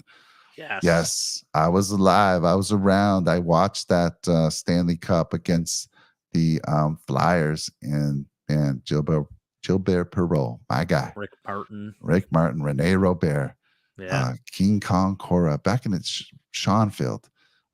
So many good players in that day. I don't know how if it wasn't for the dang Montreal Canadiens, we'd probably have a cup because they dominated back then. But we got a chance. We had a chance, and those Flyers knocked us out. Yep. Love it, Dennis. Love it. Let's see here. Oh, she says, I heard it. I didn't know it was only Buffalo thing. Yeah.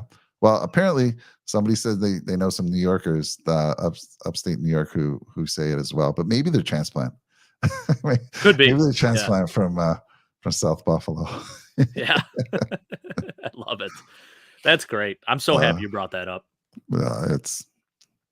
I get reminded of it every now and then. And when he said that, it just triggered something. I'm like, man, I have to ask Jake if they even say that anymore. Hey, so I have a good question for you, Mike. I don't know why I just thought of this. I actually wanted to ask you this earlier, but it just came to me again.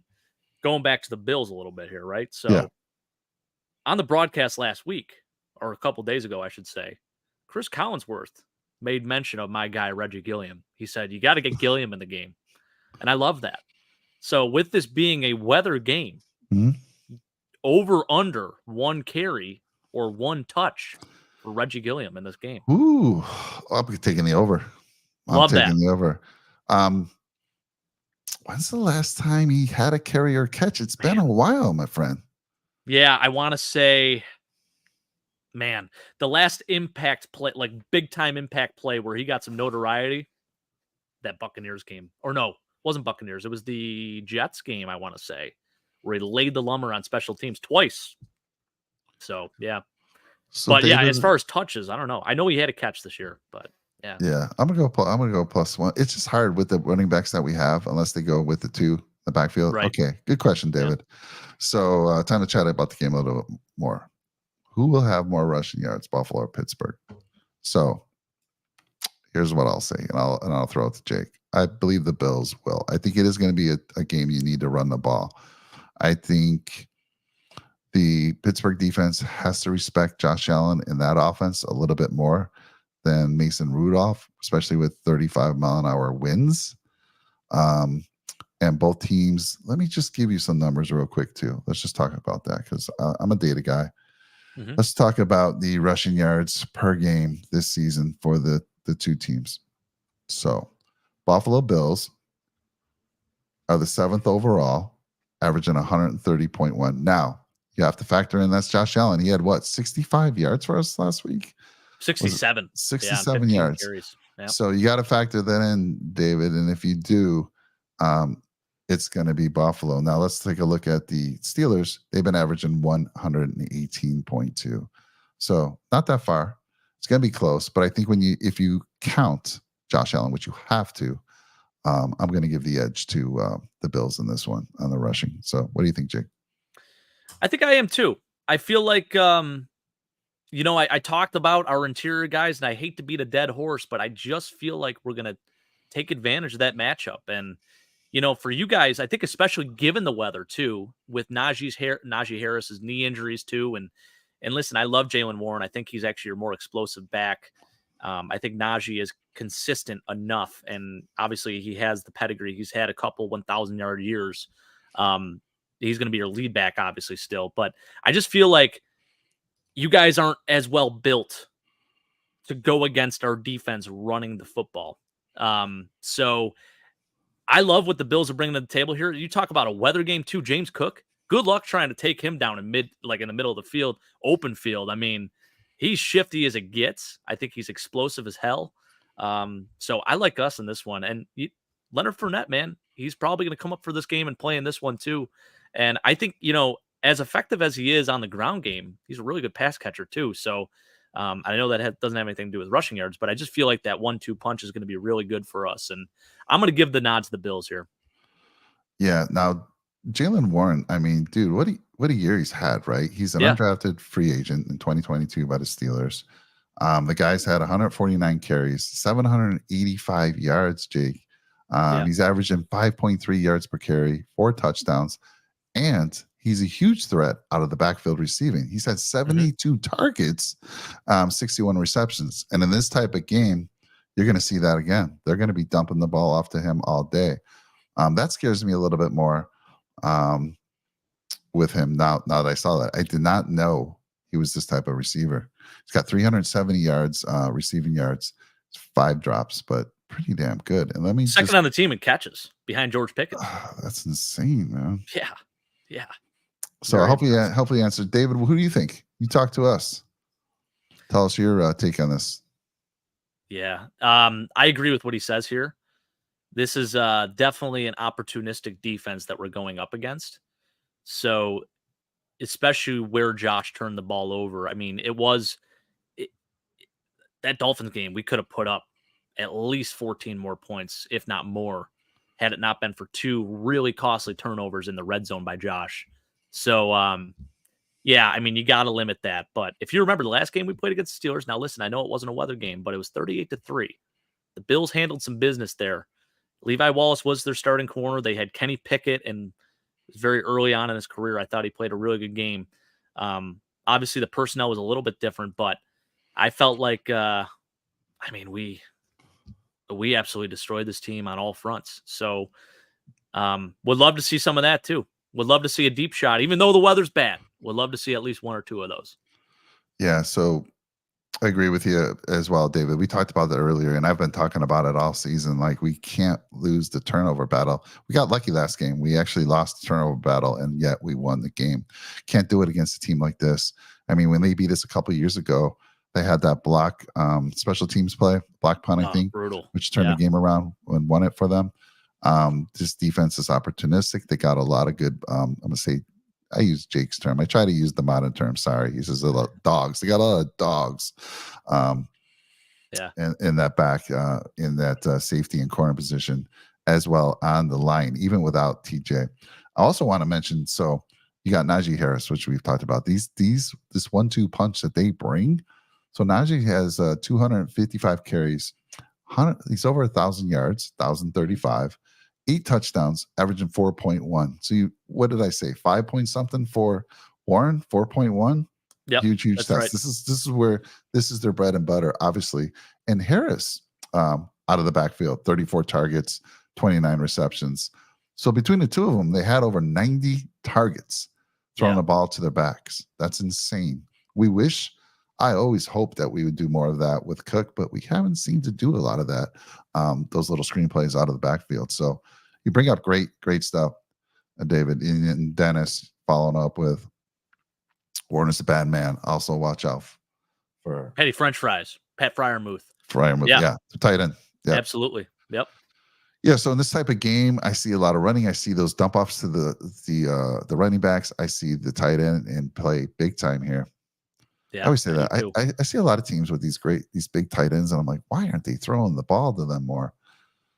Let's see here. You talk about like the Steelers too over the last really 20 years. Well, 18 years or so. Heath Miller, Patty French fries. I mean, they have a very consistent, reliable target at that tight end position. So yeah, I think this is a guy that's sort of been slept on. You talk about Deontay Johnson and George Pickens and those big play abilities that they have, but they have a very consistent player who's been banged up this year, Pat Fryermuth. Connor Hayward has done a good job stepping in. By the way, Cam Hayward's brother playing on the same team, kind of cool. But yeah, Pat Fryermuth, man, don't sleep on him either. Yeah, so David, you're kind of agreeing with us. Josh will have 65 yards, roughly 1 touchdown. Fournette will be used equally with Cook. Equally, that's interesting. I don't mind it, especially on a game that's supposed to be with the weather the way it is. And yes, I do worry about Cook's fumbles, especially in a game like this, especially in a game where there's weather, snow. There's gonna be turnovers, and we just have to be on the right side of that.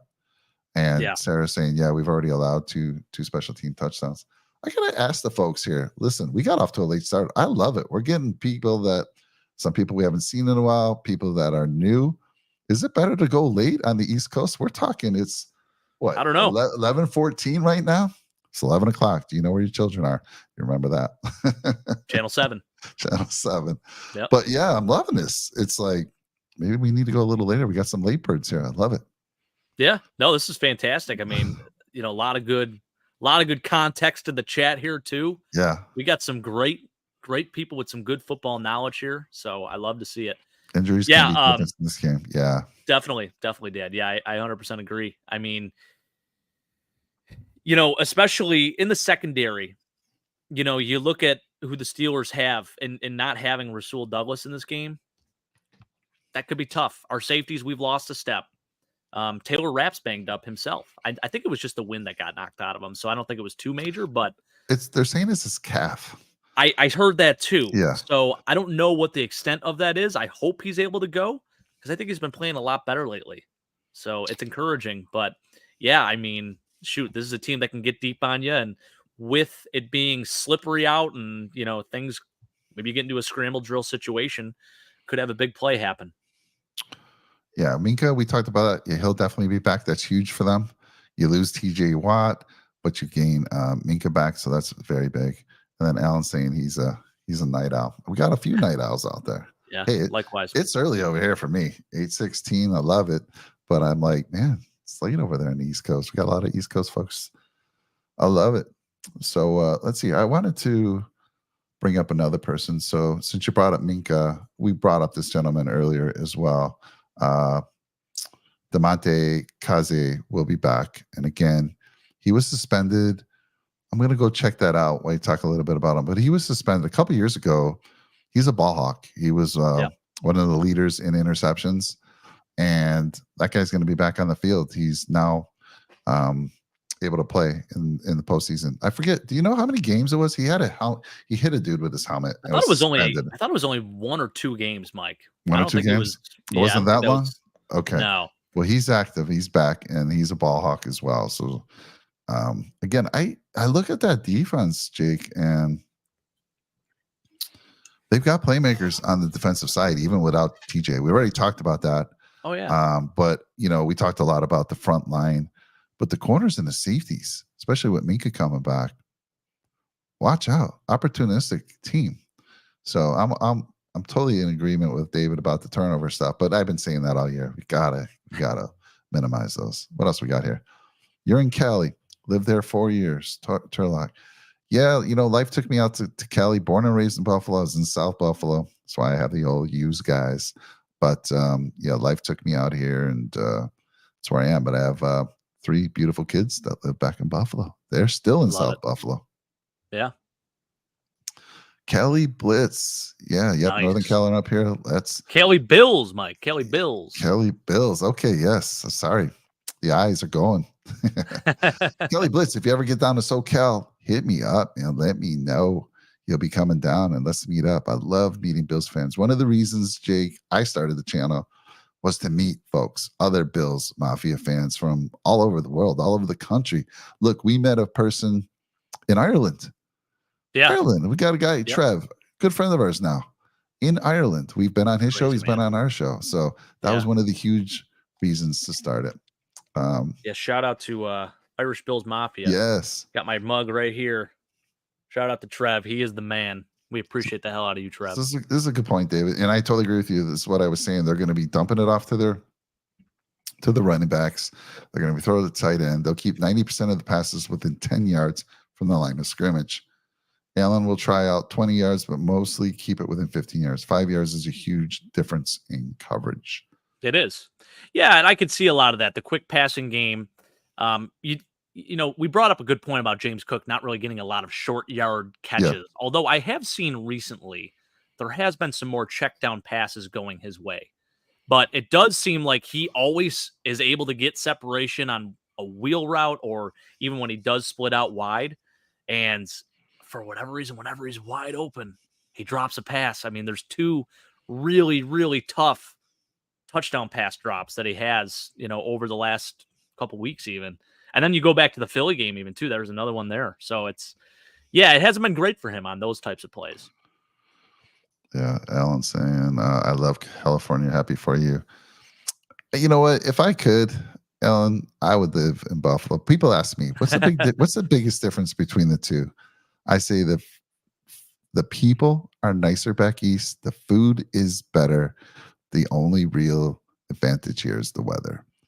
And being that I'm a bit older, that means a lot to me. But seriously, like I said, I have family and friends back east. The food is fantastic. And, I'd get to go see more Bills games. I did get to go see the Bills play at SoFi last year when they whooped the Rams' butt. So, yeah. So what about traffic too? Traffic's gotta be just brutal out there. I hear though, from my kids, they tell me that it's pretty bad in Buffalo these days on the highway at certain times. Rush hour is on the 90. Pretty brutal. Yeah. Now, yes, out here, it's bad, and there's some bad drivers because when we do have weather, they don't know how to drive in it. If they, speed limit 70 miles an hour, starts pouring rain, people still go 70 miles an hour thinking they can do it. Oh wow, okay. Just imagine if there was some snow there. Man, that would be something. So, David, I actually work in San Diego, Poway, and I live in Temecula. So, we're about 2 hours away from LA. We go there from time to time. My wife has some family there. And the food. This is a bold statement by David. And all food here is better than Buffalo. Oh, David. No, I don't know. Buffalo's low-key a foodie city now, David. How long has it been since you've been to Buffalo? Because the city has, totally blown up. I think the Pagulas really have done a lot, too, to, up the city a little bit. I mean, a lot of restaurants downtown too. They're fantastic. And then obviously the wings, you just can't beat the wings. You're not going to find better wings outside of Buffalo. I'll give you the Mexican food. Yeah, give you the Mexican, David. That's correct. Taco trucks, unbelievable. I went to trying to think of the brewery. My gosh. Monkish Brewing. It's outside of LA. And they had a taco truck out there. It was just a regular taco truck. And these tacos were the best I've ever had in my entire life. They were authentic as hell. And I'm going to give that to you all day. 100%. But everything else, even the fish fries in Buffalo, I put above. Oh, fish fries are great. And, yes, we got some of the freshest seafood in the world out here in Cali, but I'll take those fish fries all day in Buffalo. Great Lake seafood's different. Yeah, definitely walleye. See how do we always end up back on food? It's crazy to me. I don't know. We're talking about a game, but here we go. Let's get back. I wish the Bills could get a 7-foot basketball player just to block a field goal. You know what? Who is the tallest player to have ever played? Anyone know that? Do you know that, Jake? You're a trivia dude. I don't know. Mean Joe Green, Ed Too Tall Jones was 6'9", Spencer Brown is 6'9", or actually Ed Tuttle-Jones might be 6'10". That's a I'm quick trying to Google. think. Somebody Google that. Who is the tallest player to ever play in the NFL? But what a concept there, Big Al. If you Yeah. could have a roster spot for that guy, just bring him in on field goals. I want to say it is still Ed Tuttle-Jones. He was like 6'9", 6'10". Now Spencer Brown is 6'9" or 6'8" himself. So he's right up there, which is pretty wild to think about. All right, so he said he saw someone jump into Niagara Falls. It wasn't a good result. Sorry. Not cool. I got to ask you something, though. I saw something. I didn't see it. Are they bringing a new experience to Niagara Falls? Have you been seeing I hope so. I think they have. I wasn't able to read it, but I feel like they got something new that they're bringing. So obviously you haven't seen it because you would know, already.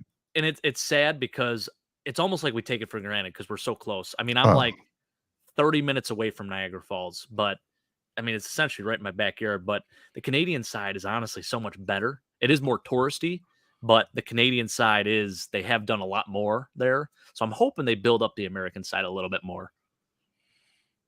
I'm trying top 10 tallest players in NFL history. Richard Sly from the Oakland Raiders was 7 foot. Wow. He was a defensive tackle, weighing in at 300 pounds. I wish they would tell me the year he played. Dan Skipper from the Detroit Lions, 6'10". Oh, wow. Dan Skipper's 6'10". Yeah, Morris He's Stroud current day right now. From the Chiefs was 6'10". Ed Tuttle-Jones, 6'9". Jonathan Ogden, 6'9". Alejandro Villanueva, 6'9". Former Steeler. Yep. So there you go. We did have a 7 foot. I'm curious when he played. Richard Sly. Let's see what years he played. I know that name. I definitely have heard that name before. Yes. Played for the Raiders. I want to say 70s, 80s. It was a defensive tackle. I mean, you want to get the hands up. That's all I would tell that guy. Right. Get the hands up. Yeah, it was, man. And what an advantage back in that day, too, when he played. Because, I mean, shoot, linemen were not even near as big as they are now. So. He played 1 year, 1967 for the Raiders. Wow. Yeah, he played. He didn't start any games. He played in 8 games, but he 0 starts. How crazy is that? 1967. Yeah. I've definitely heard the name probably throughout some trivia or something like that I've looked at in the past, but that's crazy. 7 feet tall. Wow. So I hope when they win the toss, they take the win into consideration more than whom gets the ball. So if they win the toss, the Bills, that is, I'm always deferring.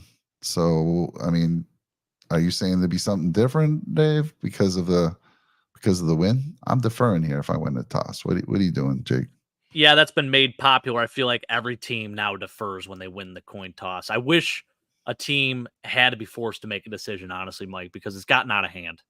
I guess they are essentially forced to make a decision because then the other team has to decide we're either going to kick or receive. And most of the time they say they're going to receive. So, I see what he's saying. I see what he's saying. He's saying the wind. Like if the wind's blowing in one direction, yes. If you have an advantage, you always want kicking off from. You always want the wind behind you going into the fourth quarter. So that's a possibility. That makes sense. Yep. Right. I could see that. So good call there. David. Daryl LaMonica, the Mad Bomber. Yeah. Man, he was great. We have Blakers has assigned Daryl LaMonica Raiders jersey in his basement. Of course, he wins an MVP with the Raiders. Spent some time here in Buffalo, but was a backup mainly. Crazy. He was when Kemp was playing. He and Kemp were on the same team. How crazy was that? So my dad, I wish I had him on here because he is like, for me, it was early 70s as far back as I can remember. 74, I was 8 years old. So I remember those days. I always say you kind of start remembering around 5, 6, 7. But in the 60s, my dad has a lot of great stories. Like he'd jump on a bus for like a quarter. I forget what it was. The bus rates were ridiculous. The tickets to the Rock Pile were ridiculous to see a game. Yeah. And by the way, I think it was 67 or was it 66, the first Super Bowl. And the Bills had a chance to go to that. Played the Chiefs, lost to the Chiefs. And they had beaten the Chiefs, I think, twice that season. Pretty insane stuff. Man, so David, I agree with you. Yeah, based on the wind. If it's blowing behind your back, a lot of times in that stadium, it's kind of a sideway. It's swirling in the end zone. I don't know. I haven't seen it in a while where it's been a big advantage going one way or the other. But yeah, I would definitely hope they would take that into account. If I was to tell you this, Mike, Jack Kemp went to more Pro Bowls and I think was an All-Pro more times than Jim Kelly. Would you believe me? I know he did. It's true. I know he did. Yeah. So pretty wild. If I didn't know that, yeah, I would say no. But I already knew that. My dad talks about Kemp all the time. I mean, his statistics, if you look at him, he threw far more interceptions than touchdowns. Of course, totally different time period. It's hard to compare eras and stuff. The football was different. The concepts were different. They didn't really have a short yardage game, short passing game, any quick passing game. It was all just taking a shot downfield. So there was a lot of interceptions that happened, and the completion percentage was significantly lower back then. But it is pretty wild when you look at it, when you put it into perspective. Like how many did he have? 7-time Pro Bowler and 2-time All-Pro. First team All-Pro. And he became a congressman, right? He did. Yeah, he died in 2008, maybe? Yeah, 2009. 2009. Wow. Yeah, Kemp also went to Congress. Yeah, his son played in the league too, Jeff Kemp. Played with the Rams and the Seahawks. Quarterback as well, and the Niners, right? I think, too. Yeah, he was quarterback as well. Yep. Yeah. All right, man. We've been talking. I love it. We got these late birds out there. I can keep going. This is kind of, by the way, I don't know if I should say this right now on air, but we're talking a little bit about changing up the format for our Wednesday show in the future. Yes. Just because we have the Red, White, and Ruthless. Shout out to those guys. Go Bills podcast, and Red, White, and Bills. Those guys do a pregame show the day before the game on Saturday nights, typically. So, for us, we're kind of early to the game, and a lot of the injury report isn't like filled out, and we don't really know what's going to happen, moving forward. So we talked about maybe opening up the conversation a little bit more and kind of talking a little bit more all over the place and not just necessarily on the game coming up. So yeah, we're going to rebrand a little bit. Don't worry. We're still always, we're all about Buffalo and then some, but yeah, we're probably going to rename, people. Jake and I were the first on Nickel City Mafia, right? And now we have a lot of shows underneath us. So we're going to rebrand what we're known as. And I was thinking Nickel City Rush Hour. I love that because it's general and may not last an hour. Obviously, we go way past an hour, but it gives us the ability to talk, on Wednesdays. We'll do a little preview, but during that show, we might go all over the place. Look, we talk food. We talked hockey. We got Rick Jenner. Yes, rest in peace. La la la la la Fontaine. Some of the most incredible calls ever. And my favorite, of course, is Mayday, Mayday, Mayday. That gives you chills when you watch that replay and you hear that call. Yeah. Kemp was campaigning and I met him. That's cool. That's cool. Big Al. Nice. Yeah. So Big Al, I think, is he a little younger than me, Jake? He's actually older, Mike. My dad older. Is, let's see here. He's born in 60. May so 6, he's got 6 years May 6, 1960. Yeah. So Big Al, you got to see some of do you remember anything in the 60s? The earliest I can remember is 74. My dad was a big Roman Gabriel fan, actually, back in the day. Okay. That was he loved the Rams. He was a Bills fan, but he also loved the Rams. That was his squad. Deacon Jones, Roman Gabriel, Jack Youngblood later on. Yeah, Merlin Olsen. Man, I don't know if you heard Big Al. I hope Jake hit you up about it. We're gonna get the dad pod going. Oh, I haven't really talked to him about this, so Big Al, I need to do it. You, me, of course, Brett's dad, and Keith's dad. We're gonna get on together on a show and just talk about the good old days back in those 60s, 70s, 80s, 90s, and give the young ones here the great stories, the good stories, like I said, the good old days, man. Nothing better than back then for football. Yeah. Listen, there's a guy named Joe Horrigan, Mike, and he has the greatest title in all of America for a job title. He's a pro football historian, and there's nothing more that I would love to do than to be a pro football historian. So hearing it from guys that lived throughout that time period would be fantastic and good info for me. Some good insight. Yeah. Back in the day, I pride myself on knowing some of these things. Yeah. When guys would play with broken legs and broken arms and they would. Jack Youngblood. There you go. Yeah, Perfect yeah, example. just insane. A lot of Yep. good stuff. So, Big L, I hope you're up for that. With the, we're not sure when it's going to happen, but hoping to make that happen. Yeah. Purple People Eaters. Yeah, the Minnesota Vikings, of course. Oh, yeah. Fearsome Foursome. Who's the Fearsome Foursome? Fearsome Foursome was the Rams. Merlin Was that the Olsen, Rams? Yeah. Deacon Jones. Yep. Oh, yeah. Big L says, okay. Let me ask you this, Jake, because I was going to ask you this. Who do you think are your top 3 quarterbacks that should have won a Super Bowl that never did? Ooh. Well, I mean, you have to say Jim Kelly. He should have I literally set won you a up for Super that one, Bowl. right? No, Yeah, I mean, that's easy. The first 2 are easy, I think. Dan Marino is probably the other, you Yeah. know. This is good. I'm gonna go more recent. Philip Rivers, really, I feel like he had the team every freaking year. I mean, I just go back to that 14-2 season with him and Marty Schottenheimer. Rest in peace, Marty Schottenheimer. They go 14-2, and Marty Schottenheimer gets fired after that. They then bring in OC. Oh my gosh, I'm drawing a blank here. Norv Turner. Norv Turner becomes the head coach then for the Chargers. They're still a playoff team. They're still very good. But for them to have Phillip Rivers, LaDainian Tomlinson, Antonio Gates, the defense was incredible. Sean Merriman, lights out, former Buffalo Bill. He was Defensive Player of the Year. I think he had like 17 and a half sacks or something like that. I mean, he was unbelievable with the Chargers. He had an incredible 3-year stint there. Then he got caught doing some steroids and he got hurt and he had a season-ending injury. So I'm going to say Phillip Rivers just because got to go with someone from my timeline here. Mine goes to Fran Tarkenton. Oh, I love that. Yeah. Talk about a team, 4 Super Bowls, not 4 straight.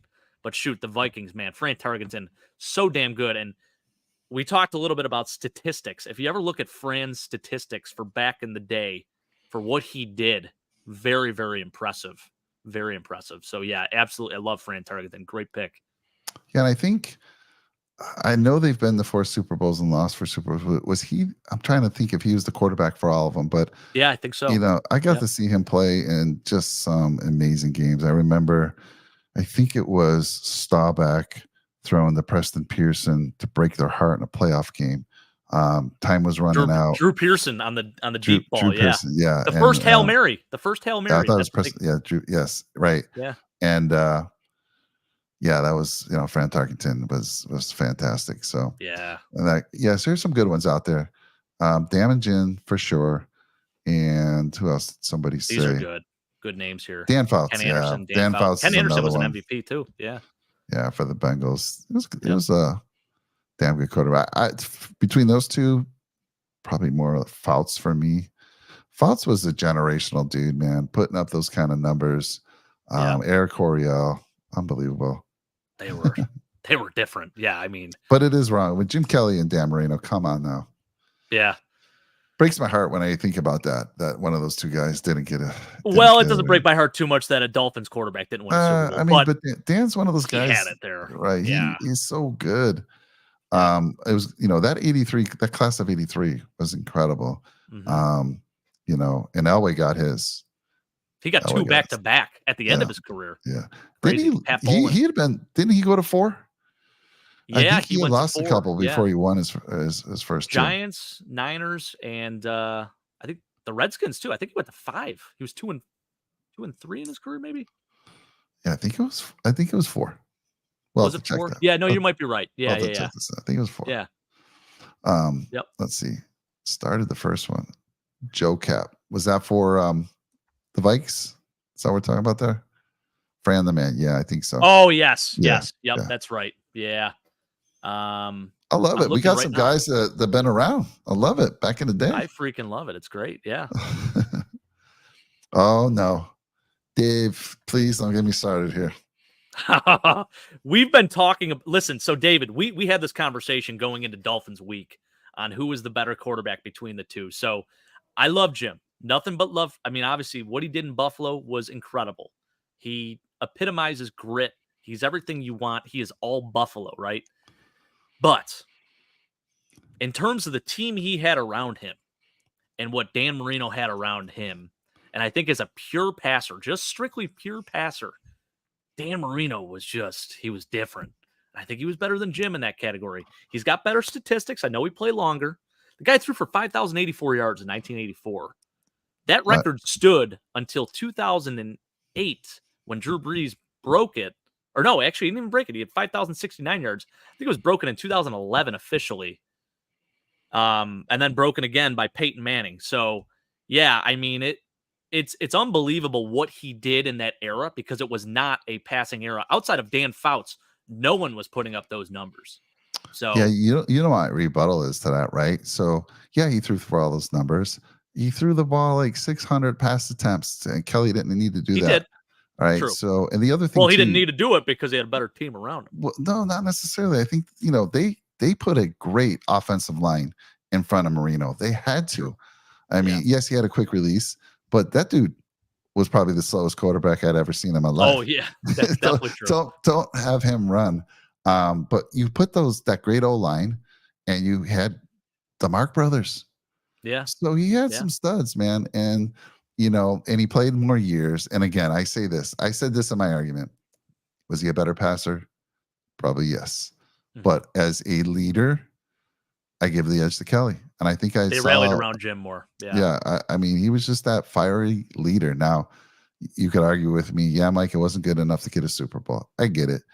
But 4 damn Super Bowls in a row is an accomplishment. I don't put that on Jim only. I mean, it wasn't. You want to credit it to partying the night before and all that stuff. I mean, I talked to this man right here, Therm, right? So he talked with my dad, me, and my brother.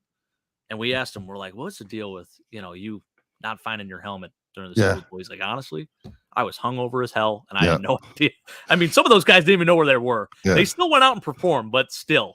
I mean, it wasn't just Jim, right? So he was. And those guys loved him. Show. They played for him. They partied. That was their one problem. They partied big time, and they might have a Super Bowl. But yeah, he missed the field goal. So again, Dan Marino, all the yards, they were built to throw the ball. That's what that team was built. It's in the Bills, fortunately to Jim, he had a more balanced team.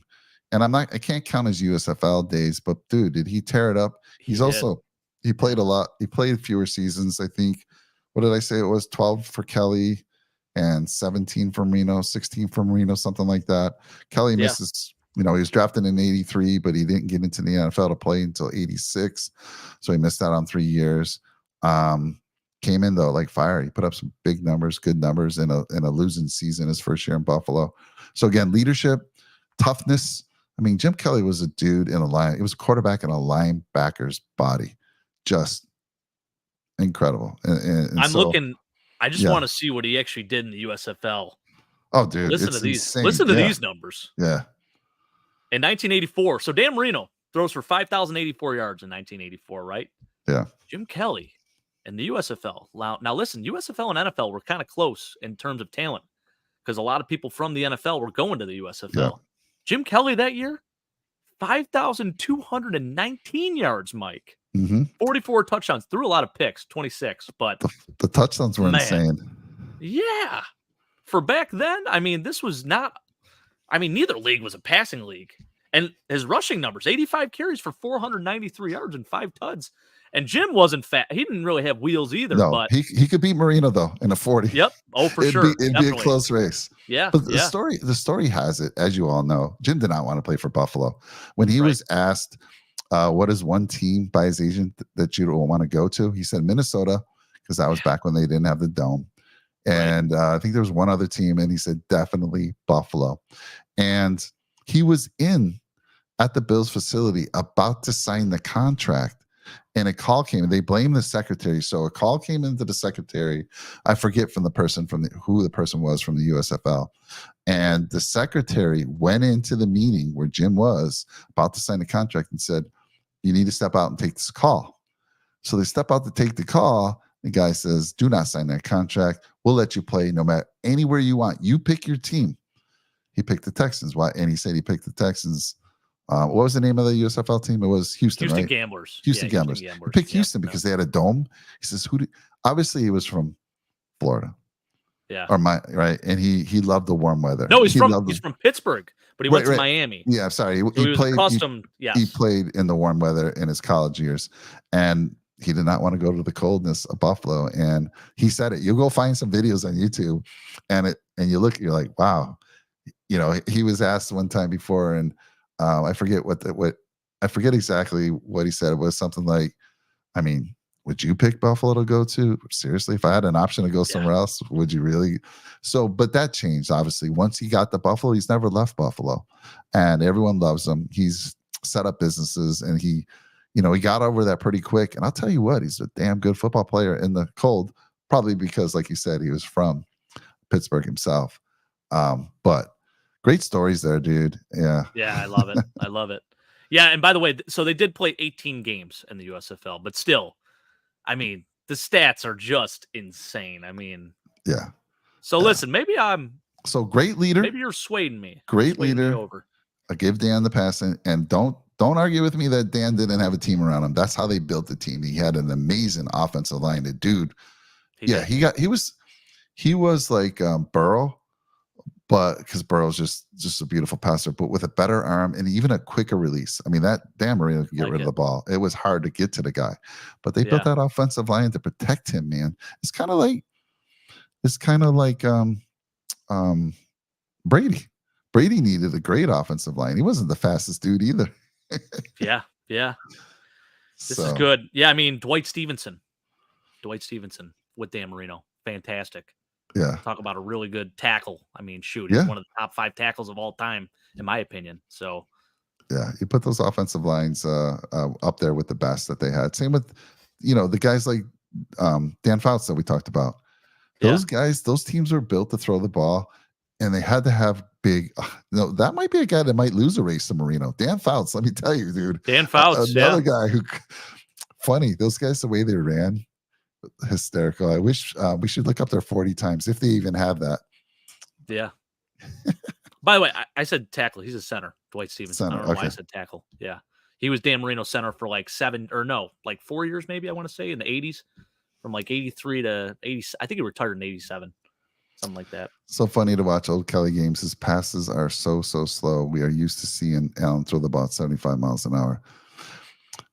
When you watch the film, Kelly had an interesting release. But man, I'll tell you what he does better, a heck of a lot better than Josh Allen. Throw the long ball.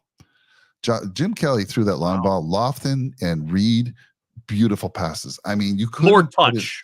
Yeah, more touch. Whereas Allen struggling in that area. Maybe Jim's there. He should be talking to him. Hey, Josh, this is what I did. This is what you got to do. But yeah, Kelly threw that deep ball, beautiful deep ball, and usually was right on the numbers. I'll say this. So I feel like Josh probably does have a better deep ball. Maybe it's something to do with chemistry with him and his receivers. I feel like Jim and Andre and even James Lofton, I mean, they knew exactly where they were going to be. And I feel like Josh and Steph still have that, but it's just a little out of sync lately. And you look at the other receivers on the team, I don't know if he has that chemistry. Like, it's just not, you could tell there's a drop off, right? So I think there is something to be said about that. Like, I feel like Josh Allen is the most physically gifted quarterback maybe ever. The guy is just like what he does. Like I said prior to Josh Allen, like in terms of arm strength and ability to just throw across his body with pinpoint accuracy, Aaron Rodgers honestly is probably the most gifted in that sense, right? Hate him or love him, like he's unreal. Like you go back to his Packers days, go to that throw against the Cowboys in the divisional round. I mean, some of the stuff he did was insane. But like Josh can do that and he can run. And it's very rare that you see. I mean, maybe one other quarterback in the league can do that, and it's Pat Mahomes. No one else can do that. I mean, it's really amazing. And that's something I think Jim doesn't have, or didn't have, I should say. But when you look at consistently the deep ball, I'll agree with you, because I feel like there was maybe just a little more touch on it, whereas Josh is overthrowing a lot of those. Yeah, I think the touch is better. You know what else is funny about Kelly? So, again, he didn't want to go to Buffalo. So here comes round 1. 12th pick, the Bills take Tony Hunter, right? And tight end. And Kelly, big relief. Like he admits this. I was so excited when I heard that it wasn't me. But then his agent or somebody said, Jim, the Bills have the 14th pick as well. That's freaking wild. And my goodness, Dan Marino was that. I'm sorry, Jim Kelly was the 14th pick overall in the 1983 draft. And let's go through that first round because I love this. Listen to these names. Number 1 taken overall was Elway. He was drafted by Baltimore. As we know, he was sort of like one of the Manning brothers and didn't want to play, and he was traded later. Eric Dickerson from the Rams. Kurt Warner, not the Kurt Warner you're thinking of for the Rams. The running back for Seattle. C-U-R-T, yes. Yeah. Chris Hinton, who was a tackle for Denver. Billy Ray Smith, linebacker. Man. You know, Billy Ray Smith, he was drafted by the Chargers, and he used to do a radio show out here in California. He might still be doing it. Used to love listening to him on the radio. Jimbo Covert. So let me just say this. Oh, man. John Elway, Hall of Fame. Eric Dickerson, Hall of Fame was number 2. Jimbo Covert, Hall of Famer. He was a tackle for Chicago. Kurt Warner was a Pro Bowler. He was very good with the Seahawks.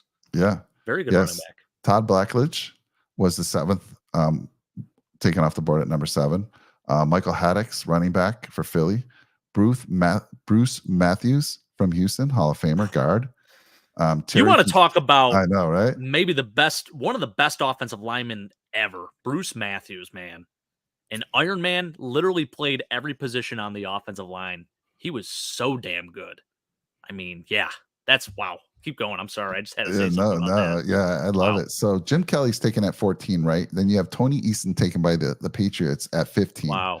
Yeah. And Leonard Smith was drafted, a Bills player, but he was drafted. My dad mentioned him earlier, actually. By St. Louis. He was actually drafted by St. Louis. The Bills got him in the early Super Bowl days. Boy, was he a hitter. Let's see who else we have here. And then, surprisingly, so Ken O'Brien, quarterback for the Jets, he goes off the board at number 24. And Dan Marino slips all the way down to 27. And there's a lot of teams got to be looking back and like, what the hell were we thinking? But somebody just said, rumor had it, he was a pothead. So I'd love to know, because you always know there's a reason why a guy slipped down the board. Yeah. And obviously, pot wasn't very acceptable back then, illegal. And nowadays, I don't know. I think they might think different. Warren Moon wasn't the fastest either. Yeah, that's a good point. Tommy, good to see you out there, buddy. By the way, we appreciate the hell out of you. We sure do. And he's like, Tommy said, let's link up this weekend. So we'll talk about that, Tommy. Right. I'll reach out to you in text. Who's faster, Benji Molino or Dan Marino? This is good. Oh man, that's a coin flip. I wish Keith was on here to stick up for his boy Marino. Jim Kelly could be off on the deep ball and the receiver could adjust. Josh, that's the difference. This is a very good point, David. I do think it's still a little touch.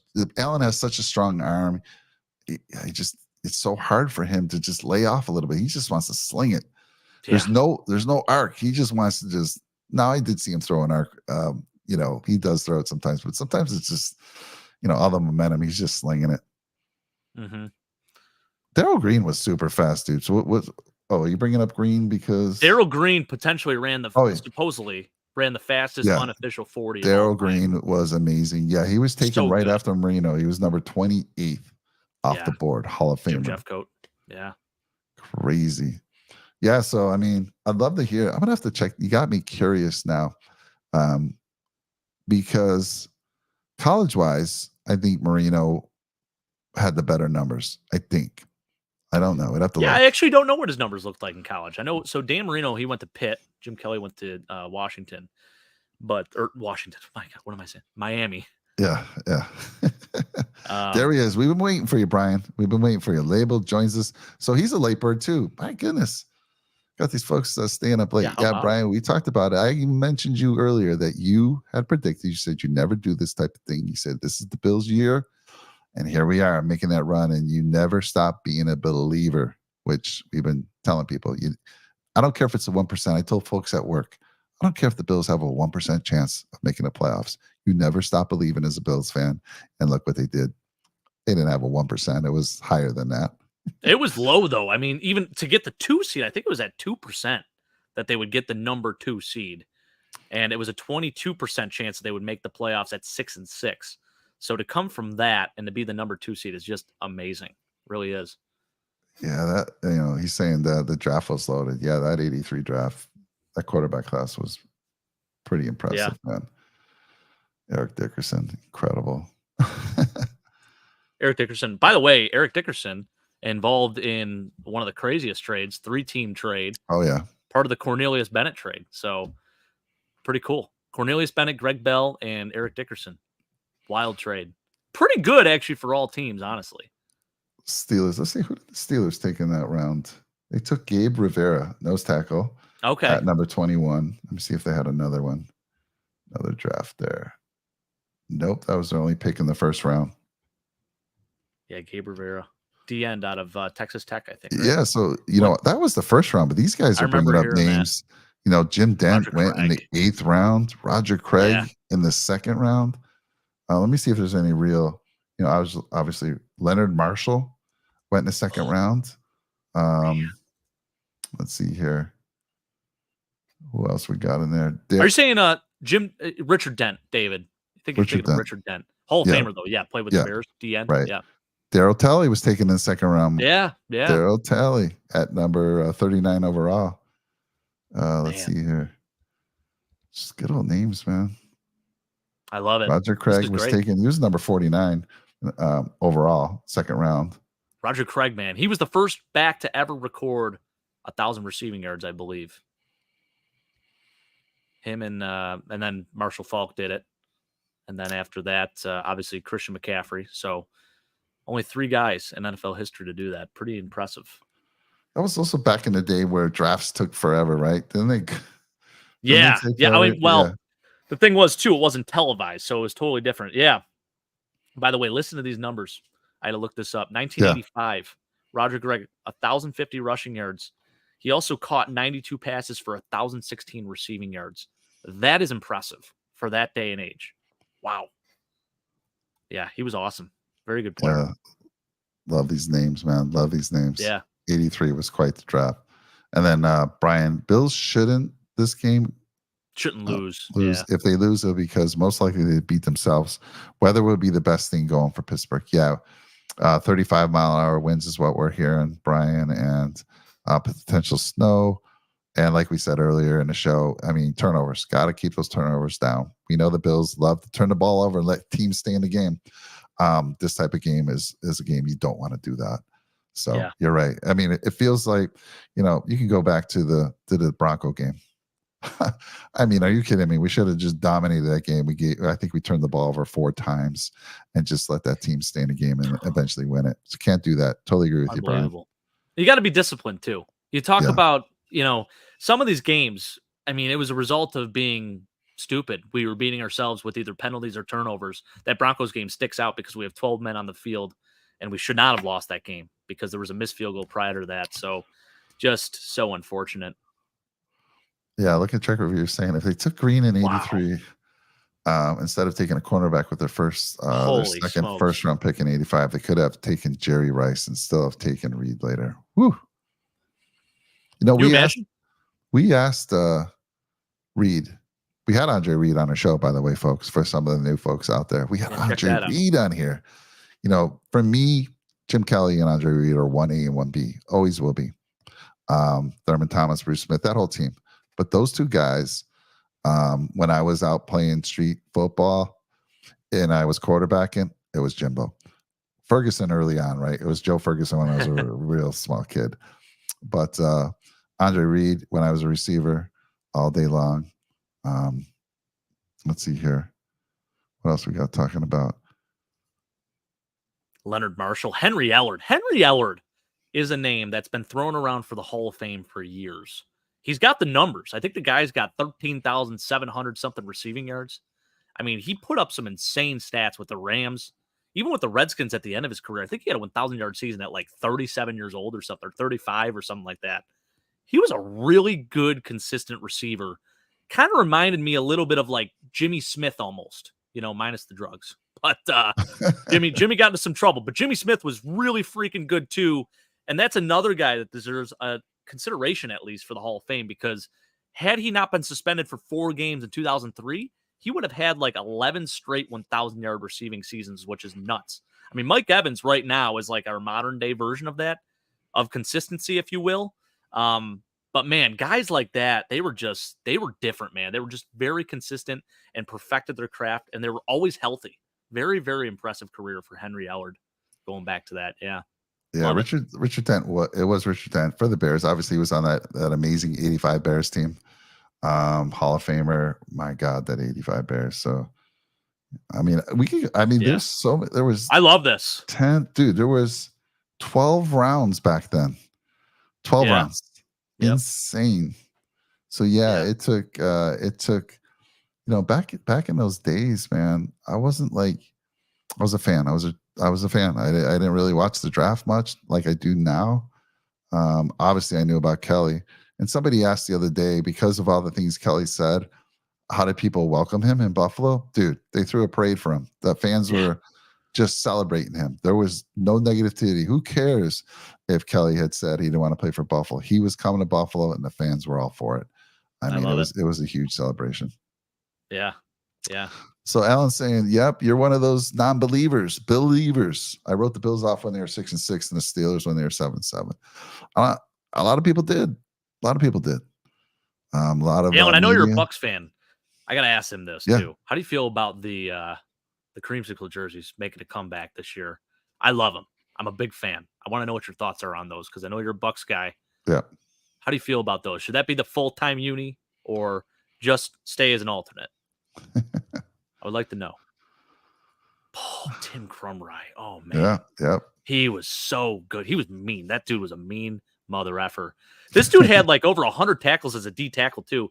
Brett talked about Derek Brown yesterday on the AFC East Summit show. Yeah. He's one of the first defensive tackles, I think, since 2000 to register 100 tackles or more on the year. I'm losing my train of thought and my words, apparently. But Tim Crumry, he makes me excited because this is a great name. Had it not been for that injury, man, what could have been? He was so damn good. He was great coach, too. Played a lot of years. Fantastic. Drafted in '83, like you said. What do they have here? Played from '83 to '94. Yep. And let's see what are his tackle numbers here.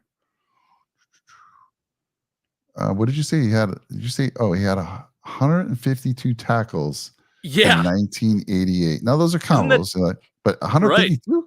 And then he had another one. A defensive tackle, Mike. Yeah, 96 and 85, 113 and 86, 152 in 1988 for the Bengals, and then even the following year, 1989, he had 73, 97 in 1992. Man. So unbelievable. He put up some numbers. I mean. Your D tackle putting up. I mean, Ted Washington put up some really good numbers for the Bills with tackles, but man, like that's just different. Funny thing is, I remember all those late '80s Bills numbers and game scores way more than the current team. Same here, Brian. Same here because, I don't know if it's age. My short-term memory not as good as it once was, but the long-term memory much stronger for sure. Frank Lewis, great 80s receiver. 81, I think he had over 1,000 yards. He had a really nice year. Crumry went downhill after the injury, if I remember correctly. So if you're saying that happened in the Super Bowl, right? So I think that was 88. So he might be, I was going to say it's a later one. Yes. Yeah, because the Bills, in 88, we played in that AFC championship game against the Bengals and lost to Ickey Woods. Man, the shuffle. The Ickey shuffle. Man. Took the league on by storm. I love the commercial, the modern day commercial of him doing the Ickey shuffle, talking about the cold cuts, get some cold cuts. That's great. You ever seen that one? No. Oh, you got to look that up. It's great. Yeah. So David, he had a couple more good years after that. Yeah. He played full seasons. He didn't miss a season after that. Played full 16 game schedule until his final year. That's interesting. I thought, I felt the same way. I feel like he wasn't. Now I'm curious. So how many Pro Bowls? Now let's go look at Tim. I've got him at, let's see. He was selected a Pro Bowl twice. First team All Pro once. This was prior or during like those years or? Oh, Like it was 87 and 88 when he was all pro. Okay. So Yeah. Gotcha.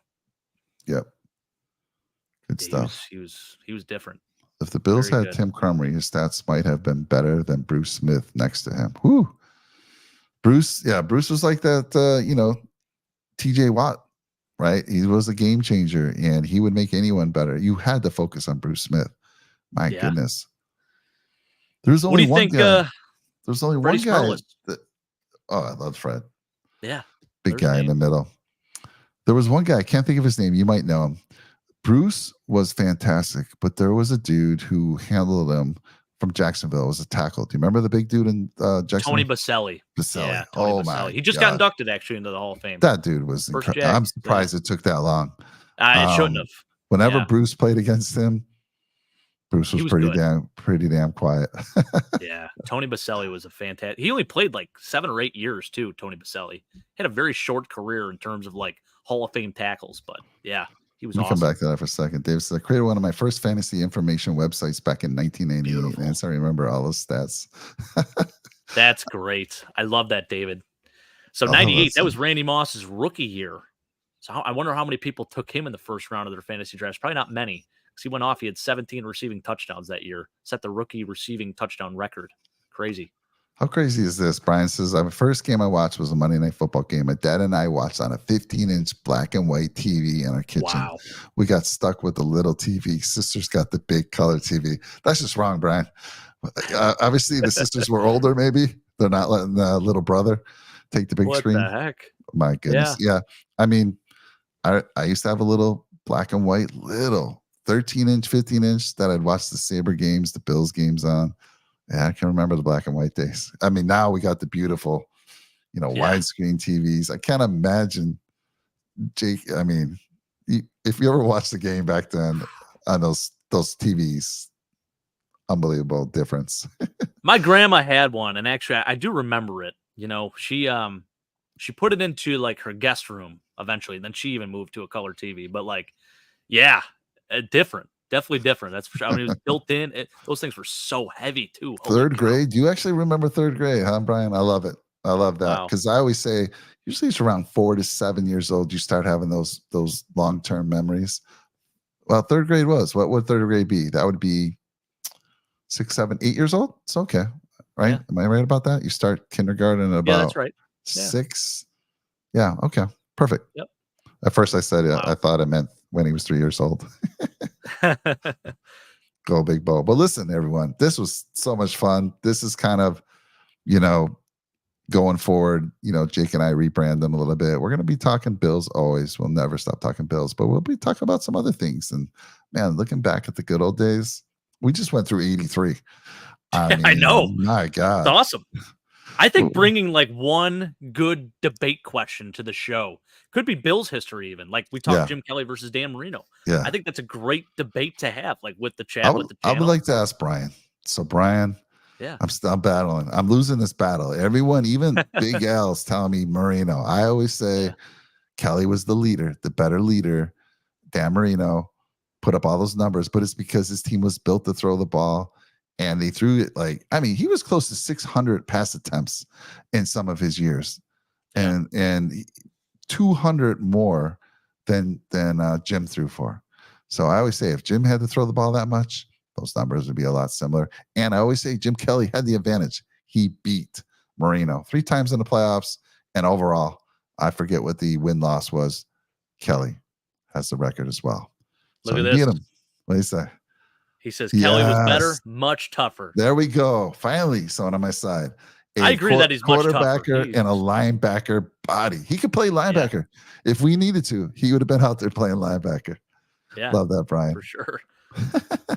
Hey, David, give us a sub, man. You don't want to miss out. Like, if you want to come back, you're more than welcome. We appreciate your time tonight. You were fantastic. Yeah, we go live every Wednesday and Sunday night. We typically start at 9 p.m. Eastern. We just happened to get off to a late start today, so glad we did. Found you, David. So hopefully we see you again. Yeah, appreciate it. You can always subscribe. It's free. It's free. You'll get notifications. At least hit the like button. Come on, at least hit that like button. Yeah. Yeah. Brian Lewis says Remember Kelly won the game on yes, against the Dolphins. I remember that. I was at my Nice. friend's. I can remember it like it was yesterday. Back in those days, we could walk to our friends. We didn't have to worry about our parents driving us all over. Man, I was gone all day back then. I'd leave my house 8 in the morning. Jake, walk. I say 5 miles, but now that I know the true mileage, it's probably 2-3 miles away to my friend's house, and I'd be gone all day. And I remember going to this house particular was a good friend who, Mayor Makowski. It was one of the mayors in Buffalo, one of the early mayors back in the what was that?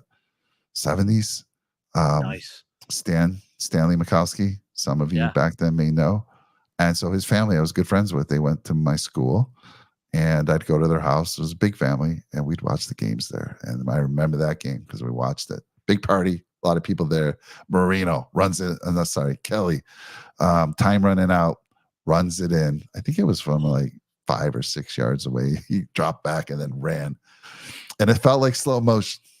But he got there. That is awesome. Wins the game. I feel like that would almost make it more exciting. The slow-mo, it's like, is this guy getting it? Like, it was incredible. Yeah, those two heads is just epic battles. That's awesome. All right, man. Well, listen, we've gone for 2 hours and 25. This was so much fun. Time flew. This is what we're looking forward to in 2024. We're going to have more of these shows. We'll have a lot of good topics for you, and we appreciate you. So again, if you're new to the channel, please like, comment, subscribe. Let's get this big win. Let's make this the year we finally get that Super Bowl, one game at a time. Steelers up next, and look forward to talking to you after the game. So thanks, Brian. Appreciate it.